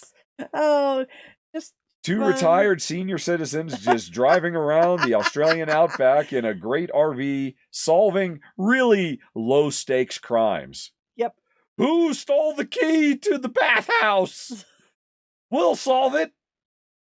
Well, there was one overarching thing, too, that they were trying to solve, too. Yeah. So, I mean, it was nice. Sandman was good. Yeah, I enjoyed it. Yep. A League of Their Own. Oh, yes. I had a few problems with it, but on the overhaul, it was... On the overhaul. All right. I think... On the Oshkosh Bagoshes. Oh, what about this Moonhaven show? We finished the season. It was the show... Man, can you even say much without spoiling it? It's not. I'm going to pause, folks, so as not to spoil it. Jen says that was interesting. I liked it quite a bit. Let's see. I think The Old Man. Jeez Louise. The first couple of episodes of The Old Man were amazing. The rest of the season didn't quite live up to the first couple of episodes. Which, again, I think those first couple of episodes were directed by, like a really high-octane, film director. And then they weren't quite as good afterwards, but it was still great. And, all the Marvel stuff. Loved all the Marvel stuff. What do you think of The Man Who Fell to Earth? I thought it was pretty good, actually. Mm-hmm. But some of it just think, why do they just it's false stuff to make it twisted? You know? There was a bit too much of that. Yeah, a bit too, let's come up with some way to create more drama into it. Exactly. The Bear was great. Jen loved The First Lady, that Showtime series. I did really enjoy that. That was nice. And of course, the biggest surprise of all, the greatest show of the year, one of the greatest of all time, The Lazarus Project. Yes. That was My really good. God. Yep. I hope that gets that gets a second season. Although if it never does, it was still so perfect. And I think, we're running out of stuff. Geez, there was a lot of stuff. Oh, there was that Julia. The Julia Childs thing? Yeah, that was good. That was interesting. Okay, I think we're almost through. Sorry, folks. Unfortunately, Andrus, somebody whose name starts with A, would have been better off to have maybe towards the end. But, Severance, of course. Of course. Of course, Severance was amazing. And, I think... and Life and Beth. Is that the fat girl? Yeah. Yeah. Yep. I like that. Yep. Also known as the Fat Girl. I don't mean it's just that's it's just, the hook, right? Yeah, I mean, you have face blindness, and you don't know Amy. I think that's a lot. And then Peacemaker was amazing. Peacemaker was such a huge. Who would have expected that to be as amazing as it was? Okay. Mustard Dogs. Oh, that's right. Yeah, we watched that. Working Dog Show. Okay. Jeez, is this list ever going to end? Okay, I think the list is finally ended. Alrighty, that was question number 1. Good thing we're laying down. That was probably terrible. We were just saying a bunch of names of shows. But hopefully, folks, if that was of any interest, maybe you just took notes and you could go look them up. Anyway, that was a whole bunch of shows. Hopefully you were happy with that answer, Andrew. Okay, then Ben says, sometime back, I believe during the podcast, I mentioned a British time travel show that we really liked. That would be The Lazarus Project. We were just talking about it. Gone through the podcast episodes. I can't seem to find it. I was hoping you could recommend it again. It's The Lazarus Project. Are there any other UK or non-American sci-fi fantasy shows you particularly like? I'd love to hear about them. I think it's British, American TV. Just wanted to broaden the horizons a bit. My wife and I are big fans of Doctor Who, Red Dwarf, Dark Materials, Life on Mars, etc. Well, there was that Extraordinary. Although I think we were watching that on Netflix or something like that. But it was clearly a British production. No, Lazarus Project really kind of stands out. That's not normally the kind of thing you see on British TV at all. And it's amazing. I cannot recommend highly enough. But anyway, then Ben continues. When we use NordVPN, do you use it through a laptop connected to your TV or a dedicated streaming device? Which sites or streaming apps do you use? Any other VPN streaming tips? Yes, we have a not a particularly old computer. We have my previous laptop to the laptop that's on my lap right now. It started going bad. The power cable, that it would just start wiggling, and but not the cable. It's the actual housing the cable plugs into.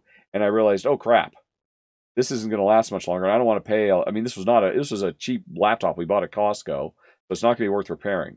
So I'm going to convert this into a computer that sits underneath the TV because it never has to move, so the power cord never gets jostled, and it's what NordVPN is installed on. And it's we also have, what is it?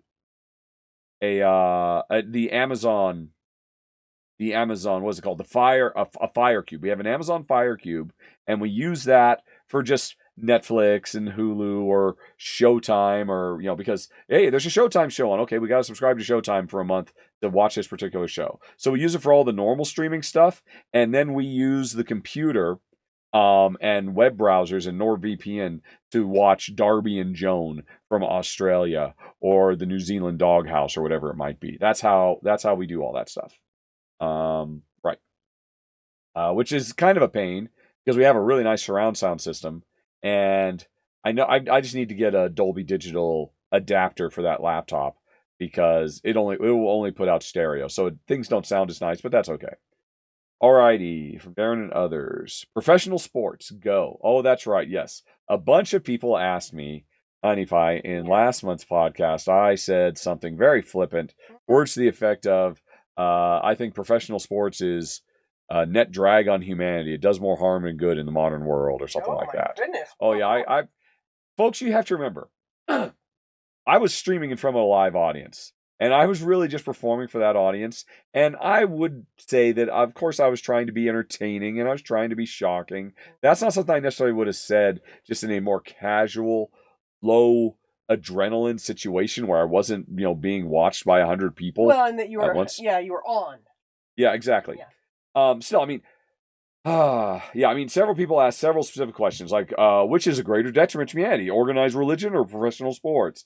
Or could you elaborate?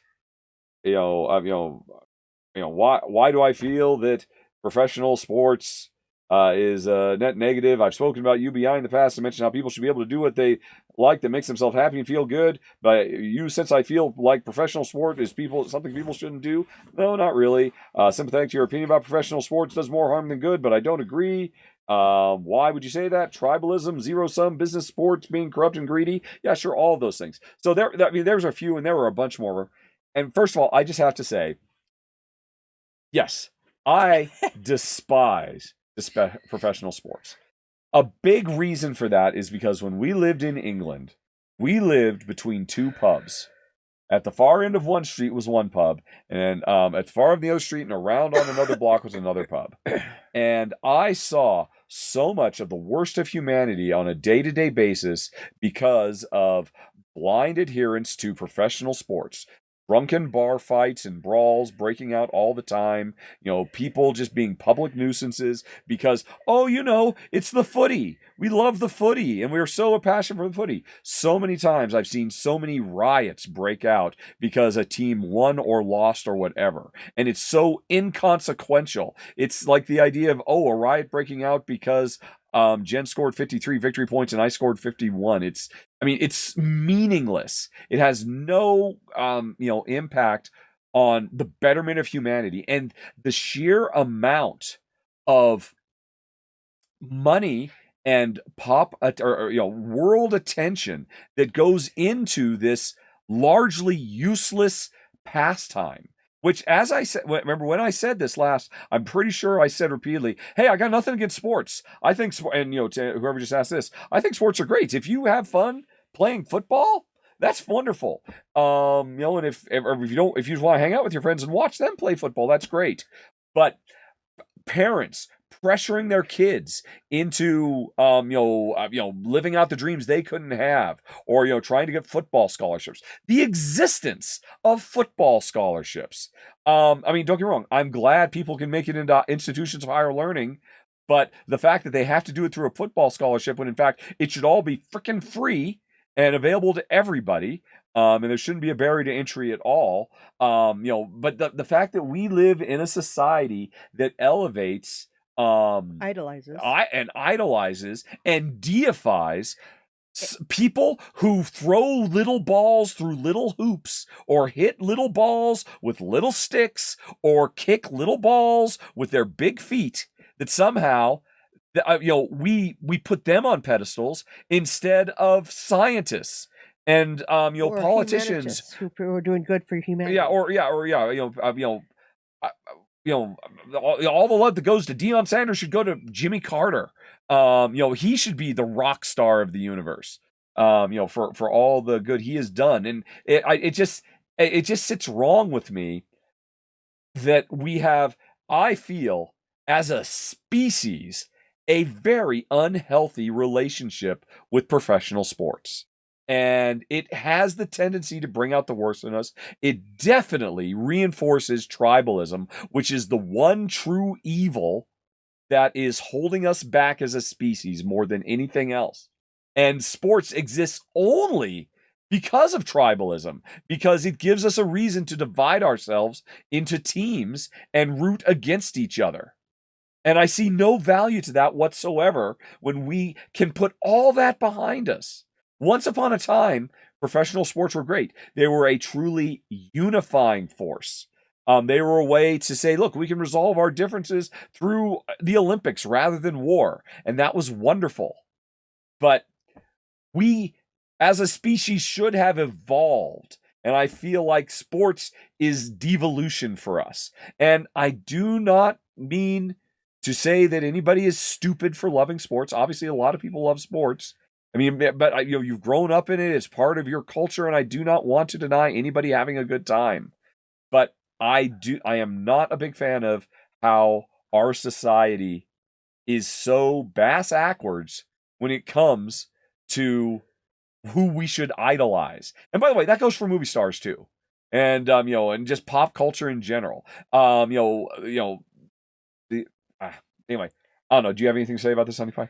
I would like to say that for the amount of money that sports professionals make, I know a lot of them do return it to their communities and create better lives for, but on the whole, it just seems like it's so completely out of whack. So all that money that is wrapped up, somebody mentioned, the rampant corruption and all that, like, the way FIFA works and the way the Olympic selection committee works, but forget about that. Goddamn, stadiums bankrupt. I mean, the fact that cities have to subsidize these stupid frickin' stadiums for these multi-billion-dollar teams that can afford to build the damn stadiums themselves, and the cities should be putting all that money into homeless help and free education for everybody. But no, instead we've got to build another $500 million stadium, because even though we built another one 20 years ago, because otherwise we might lose our football team. And that's a real driver of economic success. When you know what else is a driver of economic success? Just revitalizing your downtown. Giving people some reason other than to just go watch little people, which because they're really far away and you have to look at them through binoculars, throw even tinier microscopic balls through hoops. It's just ridiculous. And it's just the amount of money and effort and attention in our world that goes towards sports. That's what I mean when it is a net drag on us. Because it's again, if you love it, that's great. I don't want to deny anybody something that makes them happy. I'm not talking about on an individual level, but I'm talking about as a societal level. There are much more important things that we could, as a species, decide warrants all that attention. And that's my problem with professional sports. I think that's pretty well stated. Well, I don't know. I apologize for anybody who feels insulted by that. I do not want to take away something that gives your life meaning and and helps you build relationships with your loved ones. And I think all that's wonderful. But God damn, another $500 million that just bankrupts, cities and countries. And it's just, that's great. All those little individual things. You can get all that with the local touch football as well. You don't need professional sports to do it. That's why I believe what I said last month. I got nothing against sports. It's the pervasive and, destructive obsession with professional sports. Professional sports, if professional sports players got a really nice healthcare system and pension and just got paid the same as plumbers provide more net good to our society than any football player ever will. Or teachers should get those insane salaries, not people who push little balls around. It's just, that's my problem with it. It's just, it's emblematic of all the wrong focus of society as a whole. But I'm sorry, you were about to say something. Well, I was going to say some professional sports people do return a lot to their community. That's great. Yes. So, and you know what? Some billionaires do really great things too. But I am definitely in the, there's something broken with society that we have so many gosh darn billionaires these days and so many people starving to death in the streets. It's the same problem. Yep. And say, oh, you could point to a few things, but that doesn't change the fact that there's something systemically wrong. And anyway. I probably just dug myself a deeper hole, and I apologize to everybody who was about to unsubscribe forever. But hey, somebody asked. Okay. Next up, Gerald asks, unless you have anything to say about sports more, Honey Pie. No, I think you got it. All right. Do you agree or disagree? I agree. All right. Well, and so there you go. Jen and Rahdo, what are your 3 favorite names that you love the sound of? Names. What are your 3 favorite names that you love the sound of? All right. Okay. Well, I like names, so I don't understand the second thing. And then from Rahdo's top 10, pick one name. 11 to 30, pick one name. 21 through 30, pick one name. What does that mean? Now you want 30 names? Oh, game names. Game names specifically, not like boys and girls names and all that kind of stuff. Oh. All right. 3 favorite game names that you love the sound of. That's an odd one. Can you think of your favorite game name, 75? Or do you just like the sound of the word? Sometimes there's like to say it. That's interesting. But again, I'd have to look. Well, hold on. Let's go to rank.rahdo.com. Bring that browser back up. Coming up here. There's a whole bunch of ones that just have weird names, like Takedo. That one. Takedo is a game name. Yes, yeah, you like the word Takedo. There's a bunch of game names that are simple like that are foreign. I'm sure they mean something. Right. Well, he had a follow up. Okay. Pick one from our top 10, one from our top 20, one from our top 30. Thank you. That will help. All right. Okay. So, honey, what is your best sounding word? Pandemic, Shadowrun, Gloomhaven, Agricola, Trois, Burgundy, Nations, Peloponnese, Keyflower, Dominion. I guess Agricola out of those. I would agree. I like saying Trois too. A Trois is fun to say after I got the hang of it. Alrighty, next up. Roll for the Galaxy, Manhattan Project, Trajan, Escape, Maracaibo. Maracaibo. Yep, that's just a fun word. Dungeon Pets, Project Elite, Black Angel, Forbidden Desert Shipyard. I would have to. Of course, Maracaibo. That's just a fun word. Okay, and then 21 to 30. Elysium, Roll Camera, Networks, Aeon's End, Tapestry, Holler Tau, Space Hulk, Tiny Towns, Cloud Age, Wingspan. I guess I'm going to go with Elysium. Elysium? Elysium's pretty good. I like Tapestry. I'm trying to put aside how much I like the game. I like something about the word tapestry. I'm not quite sure. What I put on. So I'm going to say Tapestry. Okay. Did that actually answer the very, very weird question? I think it did. Favorite? Yeah. Okay, there we go. All right. And that was from Gerald. And then Gerard says, I was listening to the podcast where you're talking about TRC and coming up with the idea of Wishing Tooth World. Ah, man, that sounded so interactive. Tooth Fairy that would interact with your child. You know, they have escape rooms now. That can sort of capture. You're really interesting. That's right. Escape rooms, what escape rooms do, especially board game escape rooms, is a big part of what we were trying to do. And it's not like escape rooms didn't exist. Well, we never really talked about it, but yeah, we probably should have done more studying of escape rooms. But anyway, yeah, that was definitely a big part of what we were going for. I find it fascinating because I also put little messages in my Lego animations for my son, who is 4, to do things other than screen time. I know you and Jen don't have kids, but are you liking what is out there for kids besides sports that isn't a video game? Or where out there for kids? I don't know. I don't know what kids do these days. I don't either. I'm sorry, Joe. We have no idea. We do not have a 4-year-old. We cannot answer that question. But if you'd like to say, are there suggestions you'd want to share that you would like to see happen?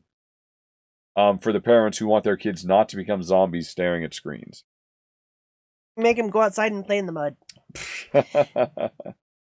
Yeah, but they want to. Yeah. I have nothing to say to this. I mean, I know there's all these concerns about, how it's literally rewiring kids' brains to grow up with phones and we don't know what the effects of them are because we're literally short-circuiting, eons worth of literal brain evolution to, put them in these different states and these different inputs and outputs. I couldn't tell you. I guess more than anything else, that is the kind of stuff we wanted to do. We wanted to hack the system and make a game that the kids believed was connected to the real world, and the kids would want to go out and go. I guess Pokemon Go was really amazing. That was a very cool phenomenon, and I don't know if there's anything else that's replaced it since then, but that was really, really cool. A great way to bridge the gap and get people out, and but it seems like that was another thing that was really unique to us, is that we were trying to create a system that brought the kids and the parents together, as opposed to siloing them off into their own thing so they could share an experience. But yeah, I don't know. I just because we basically imploded doesn't mean it still can't be done. I mean, heck, it's all public domain now. I wonder if I get in trouble if somebody made that game, if the TRC would sue me. But I think I think we'd made press releases saying what we were doing and stuff like that. So yeah, it's just waiting for somebody to do it. Young impressionable minds using, their unflagging belief in, a more magical world to basically trick them into doing more stuff with their parents. Yeah, it just seems like something that people do. I mean, wasn't there a big thing for a while where there was like a huge fad of, achievements came along with the Xbox 360. This metagame where, hey, if you do certain things in the game, you earn points. It mean nothing other than just, you earn more points, and you want to. It just became a real obsession for people. I was obsessed with it too. And then after that started, people started saying, let's just get achievement points for walking your dog or going to the gym or eating healthy or whatnot. And maybe gamification. And maybe that's something that, if you could get a kid addicted to a game that is just gamifying doing stuff with their friends in the real world, I don't know. I'm sorry, man. I got nothing. I give no thought whatsoever. And the only reason I was able to do what I did with TRC is because I was surrounded, because I was working with people who had spent their professional careers working with children, marketing children's products. Our art director was one of the worldwide heads of Imagineering for Disney and designed, professional theme parks for a living. And then we had, like high level people from Club Penguin and stuff like that. My experience was just being a good salesman and a good cheerleader, keeping everybody moving in the same direction. And then I had my own ideas and whatnot. So I couldn't say much. And I don't know, you probably can't either, right, Honey Pie? No. Then we're going to move on to Jack, who asks, how was Vegas? How did the glass booth go? Looks like Master No Longer Wrong. How are we both feeling about that? Oh. Any discomfort? Do you do anything there outside of the con? Vegas was Vegas. Okay. Yeah, I think I've been to Vegas enough times. I don't particularly enjoy Vegas, the place to visit anymore. Yeah, we didn't do it. We stayed in the RV, which was in a parking lot. We were parked, surrounded by a bunch of big rig trucks, who unfortunately left their engines running 24 hours a day because they were living in their rigs. and just waiting to be told where the next place to go was. And so they were stuck there for 24, 36, 48 hours, just running their engines. And they were very loud. Generators. No, I think in some cases running their engines. Yeah, I don't think they had generators like we did. I think they just ran their truck engines. God. So that was kind of unfortunate. But by the same token, I think there's a comfort level knowing that there was somebody there all the time. Yeah. Just in case, because there were some sketchy people walking around and whatnot too. And there was one night that people were just leaning against our RV, and we realized while we were watching a show, are there people right outside the RV leaning up against the RV? Yes, they are. And I shouted, "Hello, can I help you?" And then they all just kind of scattered and rode away on their bicycles and stuff like that. So it wasn't great. It was not a great boon. It was great because we slept in this thing for 6 nights offline. Yes, not connected to power, not connected to city water, not connected to anything. Yep. So that was good. Because we're still learning this rig and how we can live in it. So that was really cool. Yeah. And decide, finding out how far can we push our engine, learning the ins and outs of our generator and stuff like that. So I'm proud of us, but it wasn't fun. It's been much more fun since we left. And we didn't do any. Well, see, we went out to a taco place one night with Ruel and Shay and another behind the scenes member of the show, and some other folks. Chris was there too. That was nice. Yeah. And we went someplace else, didn't we? No. They went and got some barbecue and brought it back. Yeah, but for the most part, we got up in the morning, we went to Jen's booth, and we sat there all day. And after we were done, we were exhausted. We went back, watched the show, vegged out, and went to sleep. Yep. One evening, we got our e-bikes out, and we e-biked to a nearby Marie Callender's that was, I think, 6.5 miles away. Yep. And had a delicious meal, and then e-biked back. That was Sunday because the show closed at 2. Yeah, so that was okay. Yeah, that was after the show was over. We were done, by 4 or something. And I'd been pushing for the whole time to do it, and Jen's like, "I can't do it." And we're like, "We'll regret not doing it." And so we finally did it, and was it good? It was good. You're glad we did it? Yeah. So that was a 12-mile e-bike ride to get to Marie Callender's. So that was nice. You asked about masks. That was a terrible mistake. I wish to God we'd worn masks because we both got COVID. Yep. And Shay Parker, one of the contributors to the channel, he wore his mask the entire time. He hung out with all the same people we hung out with, and he did not. And there you go. For people, oh my God, for people who still believe that masks mean nothing, it's ridiculous. I guess somebody should tell all the surgeons in the world that they're wearing masks for no reason. Somebody should tell all the Asian countries that for generations they've been wasting their time, trying to be thoughtful of their fellow, commuters and all that. Ugh. But anyway, no, it was a terrible mistake. And if I could go back in time, there's a lot of things I'd fix. Very low on my list of priorities, but still, I would also include wear masks the entire time, because I am certain we would not have caught COVID, just like Shay didn't catch COVID, and Shay was exposed to all the same people. So yeah, that was a terrible mistake. Because before then we hadn't had COVID, and I was really proud of that, and I was hoping, but it was our stupid fault. So anyway, that was Vegas. Next up, with the month of the Grand Canyon, what are your plans? Are you going to hike down to the bottom? Whitewater raft, mule trip? Have either of you been there before? The only time I've been there was for a day. We walked along the South Rim, and even that was worth it. Pictures can't do it justice. It's amazing. Hope you both enjoy it. Yeah. We're going to be there, 6 days, I think? Yes, that sounds right. Something like that. Yep. And tomorrow we're driving. Tomorrow. Well, yeah, we'll be there tomorrow. And Jem was looking at the weather, and the weather has been against us this entire trip.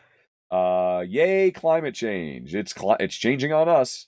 Everything's wrong. Everybody keeps saying, "Boy, if you were here yesterday, it was amazing. Last week was incredible. It was the best ever." And it's just been rainy and gray. Although it's been worse where we came from. It's been worse at home. And we've had some terrible near misses. You watched my coming soon video from a couple weeks ago where we were driving through a blizzard and we were almost broke down in the middle of nowhere and we were afraid we were going to freeze to death. And we've had all kinds of adventures. I'm not exaggerating. I am not exaggerating, am I? We have emergency roadside service. We would not have frozen to death. What if they couldn't have gotten to us? It was really pretty extreme situation. That's true. Yes. But anyway, I was worried. If you weren't, good for you. I'm glad you didn't thank God the generator started. Yep. After the 20th try. I feel a real esprit de corps with this rig now that we made it through it all together. Go Moho. But so you were looking at the weather, and I guess it's going to be snowy for a good deal of the time at Well, the no, Grand so Canyon. tomorrow and Wednesday it's going to be snowy. Oh, only 2 days. Yep, and then it's going to just be partially sunny, a little bit sunny. We'll have a nice variety of conditions. Okay. Do we have anything scheduled, or are we just going to figure it out when we get there? We're going to figure it out. I mean, are we going to There's hike no down way to the bottom? we're not going to hike to the. For God's sake, no. We're in our 50s. You can't do that. No, and we've got dogs that will be probably living in here, and so I don't want to leave them here all day Sure. by themselves. So, Yeah. no, we're just having experiences together. Yeah. And we're just seeing what happens as we go. We're trying to not do too terribly much planning. But we've both been to the Grand Canyon when we moved from Oregon to Texas. We drove ourselves, and we basically did the same thing as you. We stopped, I don't know where, but we stopped someplace, grabbed a couple pictures, said, "Oh my God, that's amazing," and moved on. Yep. And I saw it. My family, we did a cross country, literally the National Lampoon's Vacation. I lived that movie.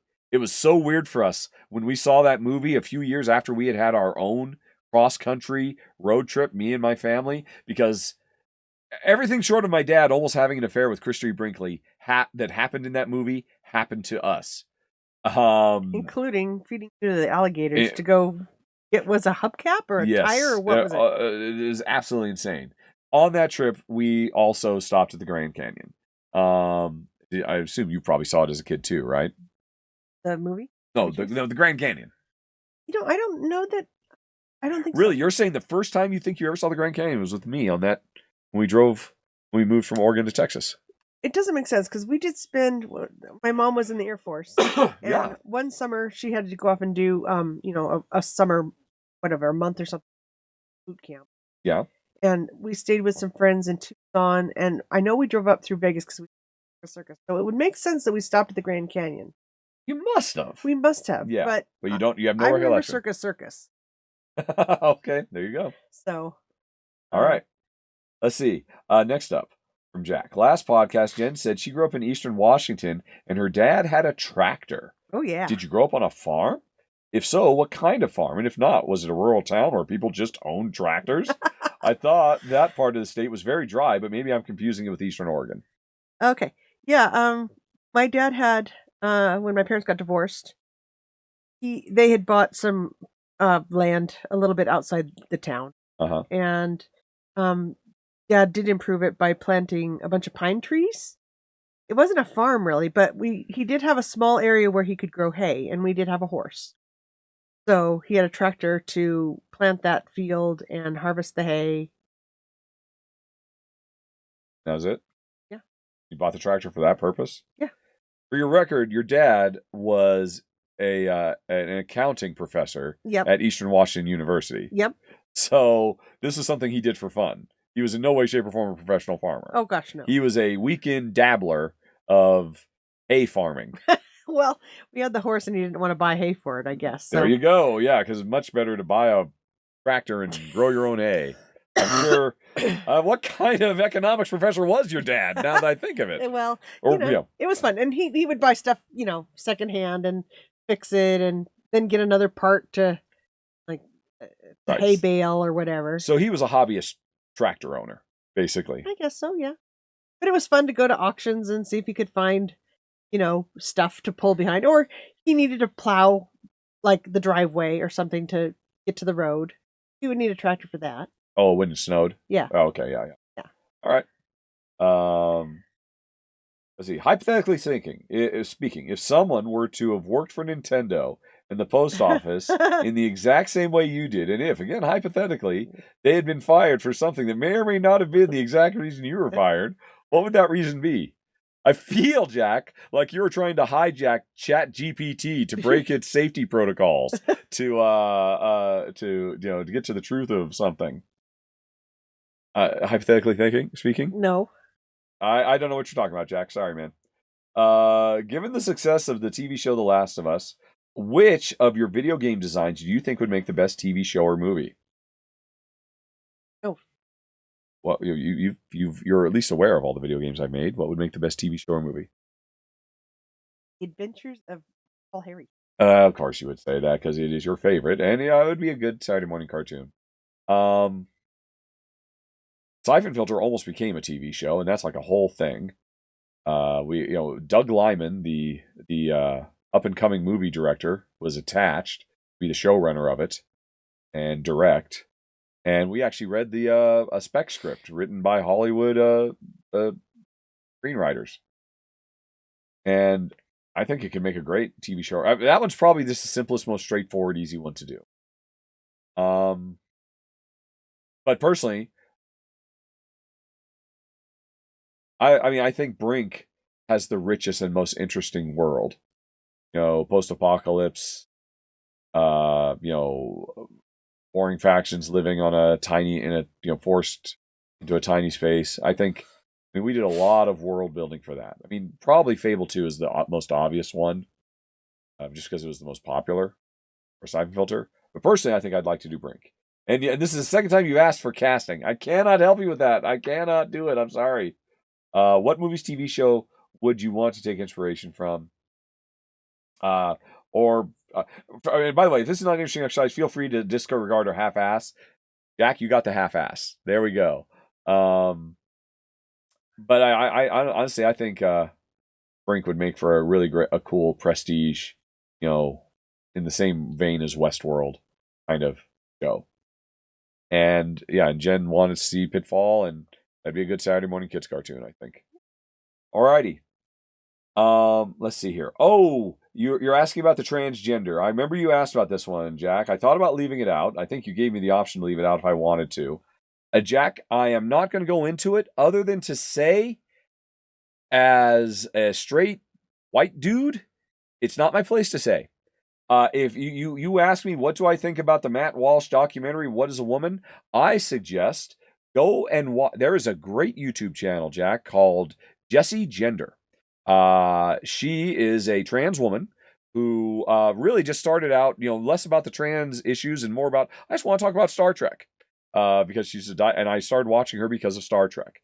But she has done a lot of really fantastic, super deep dives into the issues around Matt Walsh. And I see your next question, J.K. Rowling, and has really dived deep on this stuff. And I have watched all of them. They are sometimes multi-hour long, but they are thoroughly well researched, with a lot of humor in them because, she's a board game geek. She's a sci-fi nerd. And she also happens to be a trans woman who is very outspoken and has a lot to say. And I would it's a waste of my time to try to articulate and paraphrase, thank you, honey pie, what she does so brilliantly and elegantly. So I left this question and the one about J.K. Rowling specifically for anybody who is interested. There are a lot of talking heads about trans rights issues, and the vast majority of them that get the headlines all happen to be straight, heteronormative people.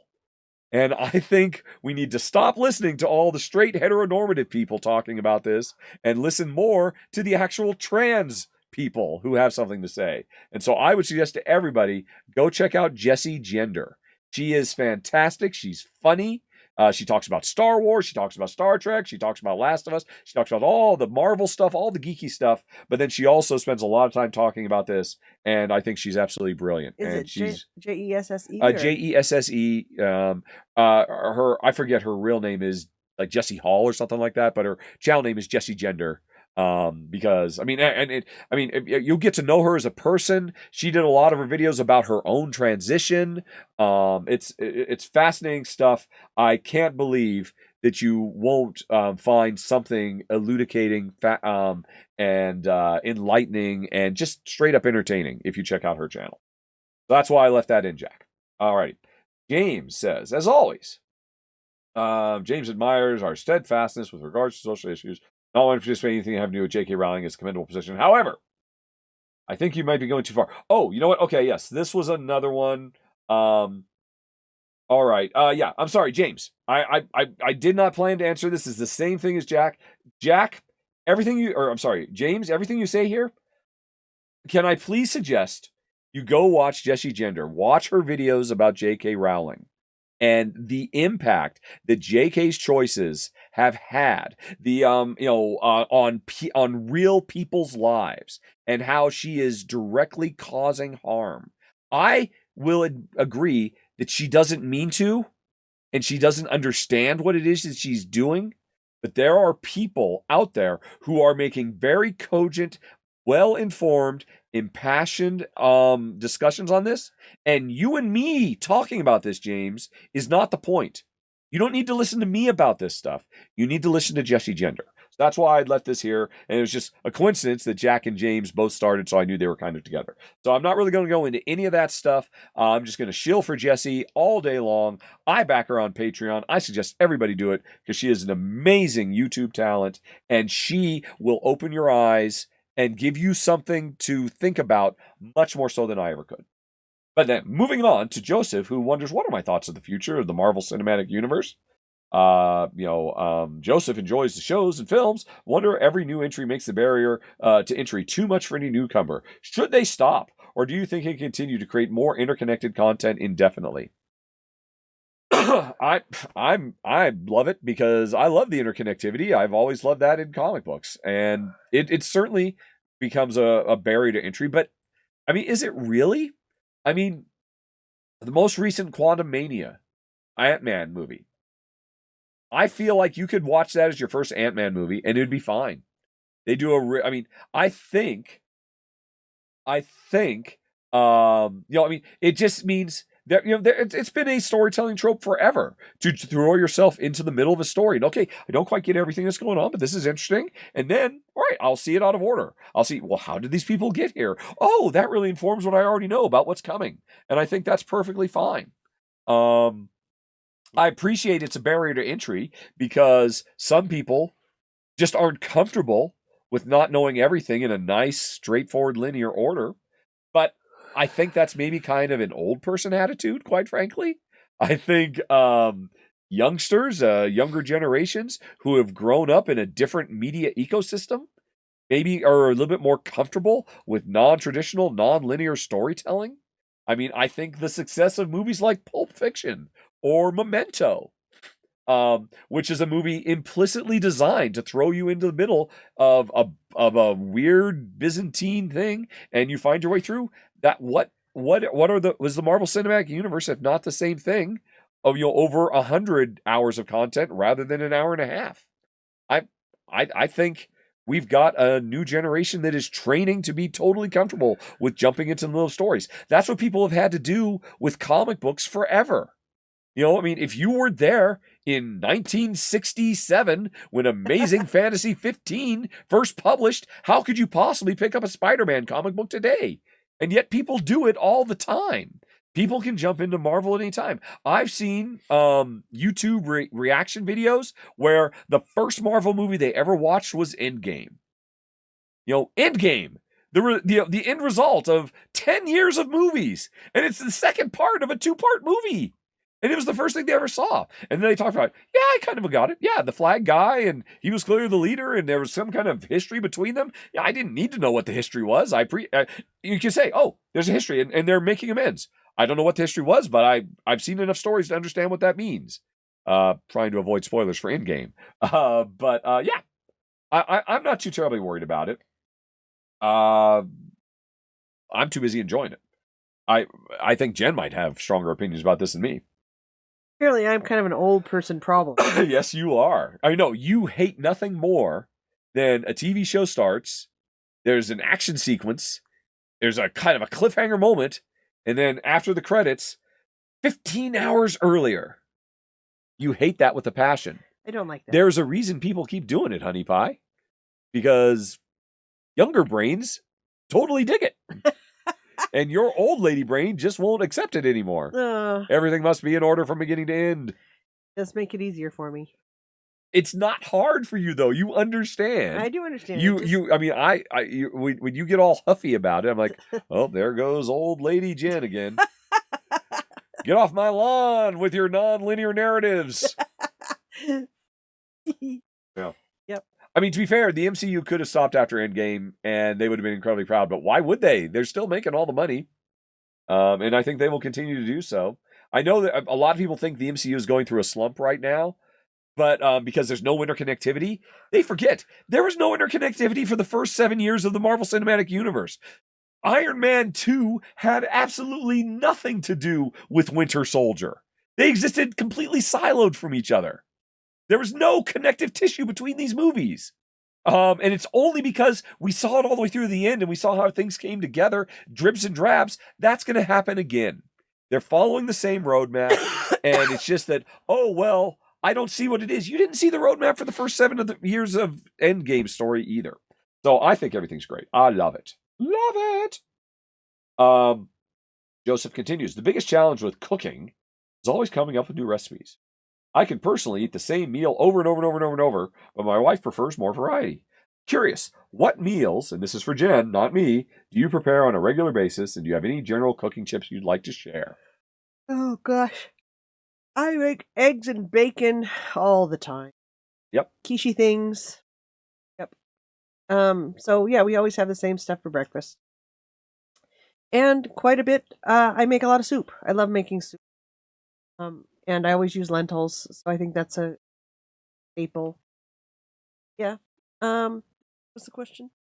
What meals do you prepare on a regular basis? Any general cooking tips?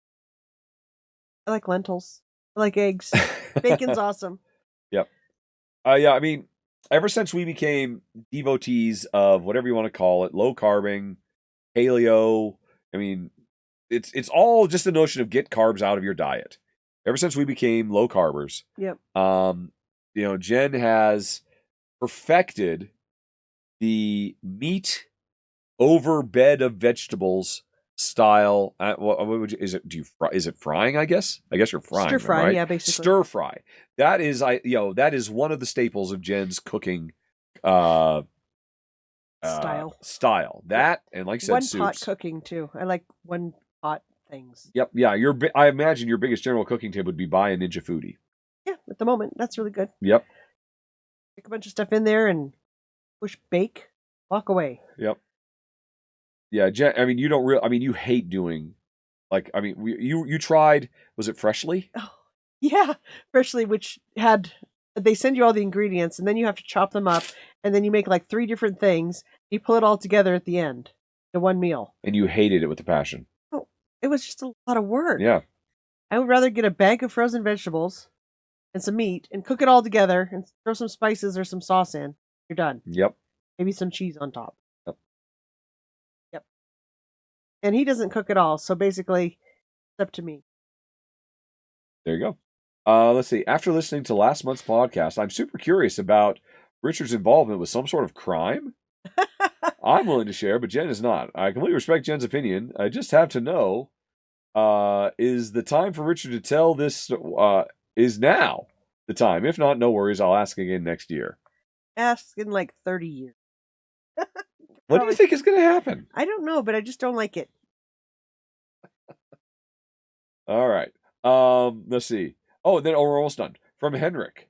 And by the way, Honey Pie, you have no words of wisdom prepared. You know what? I think we're going to pass on the words of wisdom this month. Yeah. We're on vacation. Jen is taking a break.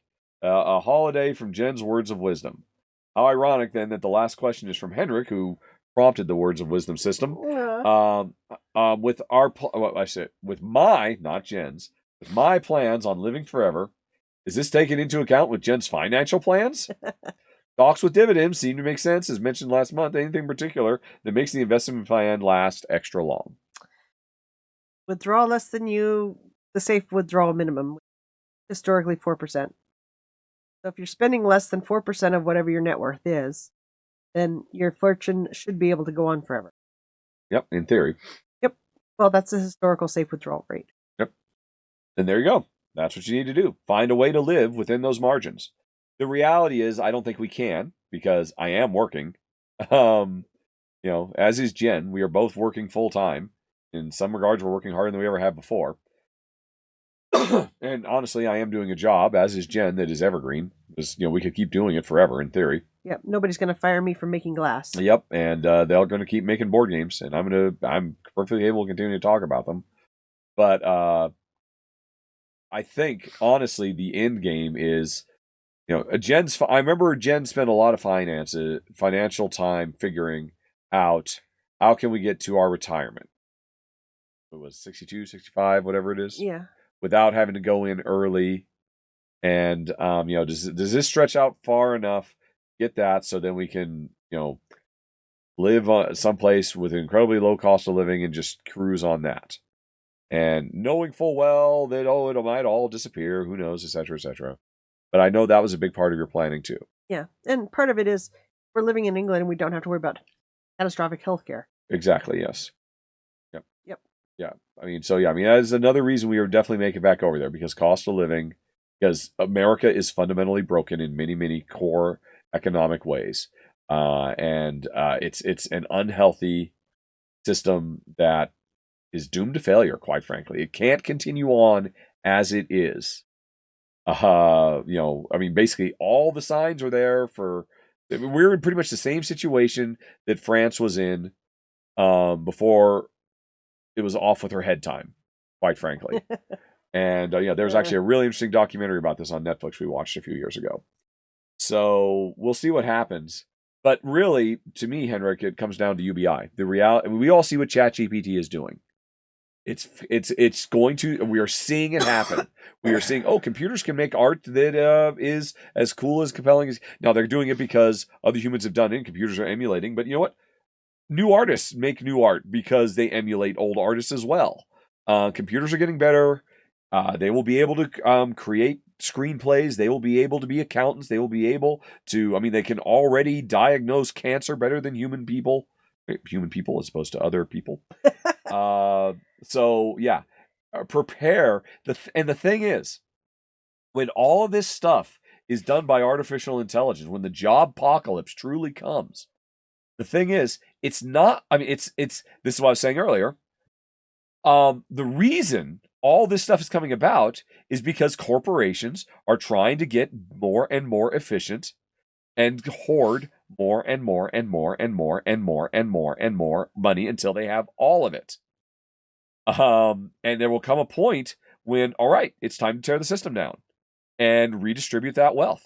Thank you, corporations, for creating. We'll have to go through probably a pretty bloody, horrible time to get there, unless we can just stop electing Republicans who work entirely in concert with corporations to ensure that they get to continue to hoard all that wealth by turning people against each other over meaningless non-issues like sports, like trans sports. Great. Hey, let's combine all the talking points of this particular one. Trans and sports and all the rest of it, when in fact, the true fundamental problems that our society faces is hoarding wealth, and AI is going to allow for that. But the thing is, when we come through the other side of this grand adjustment, we will truly live in a utopia where all of our needs of everyone is met. We won't have replicator technology, we won't have transporters, and we won't have warp drive, but pretty much we will have infinite clean energy, infinite clean food. Maybe that's what they should call it. Maybe that doesn't sound good either. Once they crack the code of cultured meats, and fusion is so freaking close, it's closer than it's ever been. We will no human being on the planet will want for anything. And money will become largely a meaningless concept.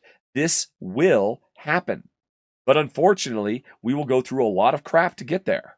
Unless we can just vote in our own best interest. Unless we can organize and unionize and take back all the wealth that has been extracted from us. And is going to continue to be extracted from us because of the, through things like AI and whatnot. So at the end of all that, basically universal basic income, baby. We just have to live long enough and survive the purge, because unfortunately, 50% of our population are not bad people, are not stupid people, but they have been hoodwinked by a political ideology that exists for the sole purpose of keeping rich people rich and poor people poor. Even though there is more than enough wealth and more than enough resources for everyone because of all these incredibly extreme breakthroughs in efficiency. When robots do everything, then we can all do anything we want, as opposed to having to live subsistence style, just like the farmers in Agricola, just scraping potatoes together to try to survive. And it will be a fundamental change because it will be impossible for it not to change. That's the future of humanity. No getting around it. And unless you have anything more to say, Honey Pie, there's dogs. Dogs. Got nothing?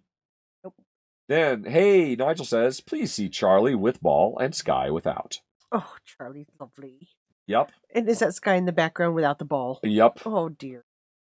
And also without. Oh. And sadly, that is it. Oh. No more doggo pictures. Oh. And no spoiler questions. So we are done, folks.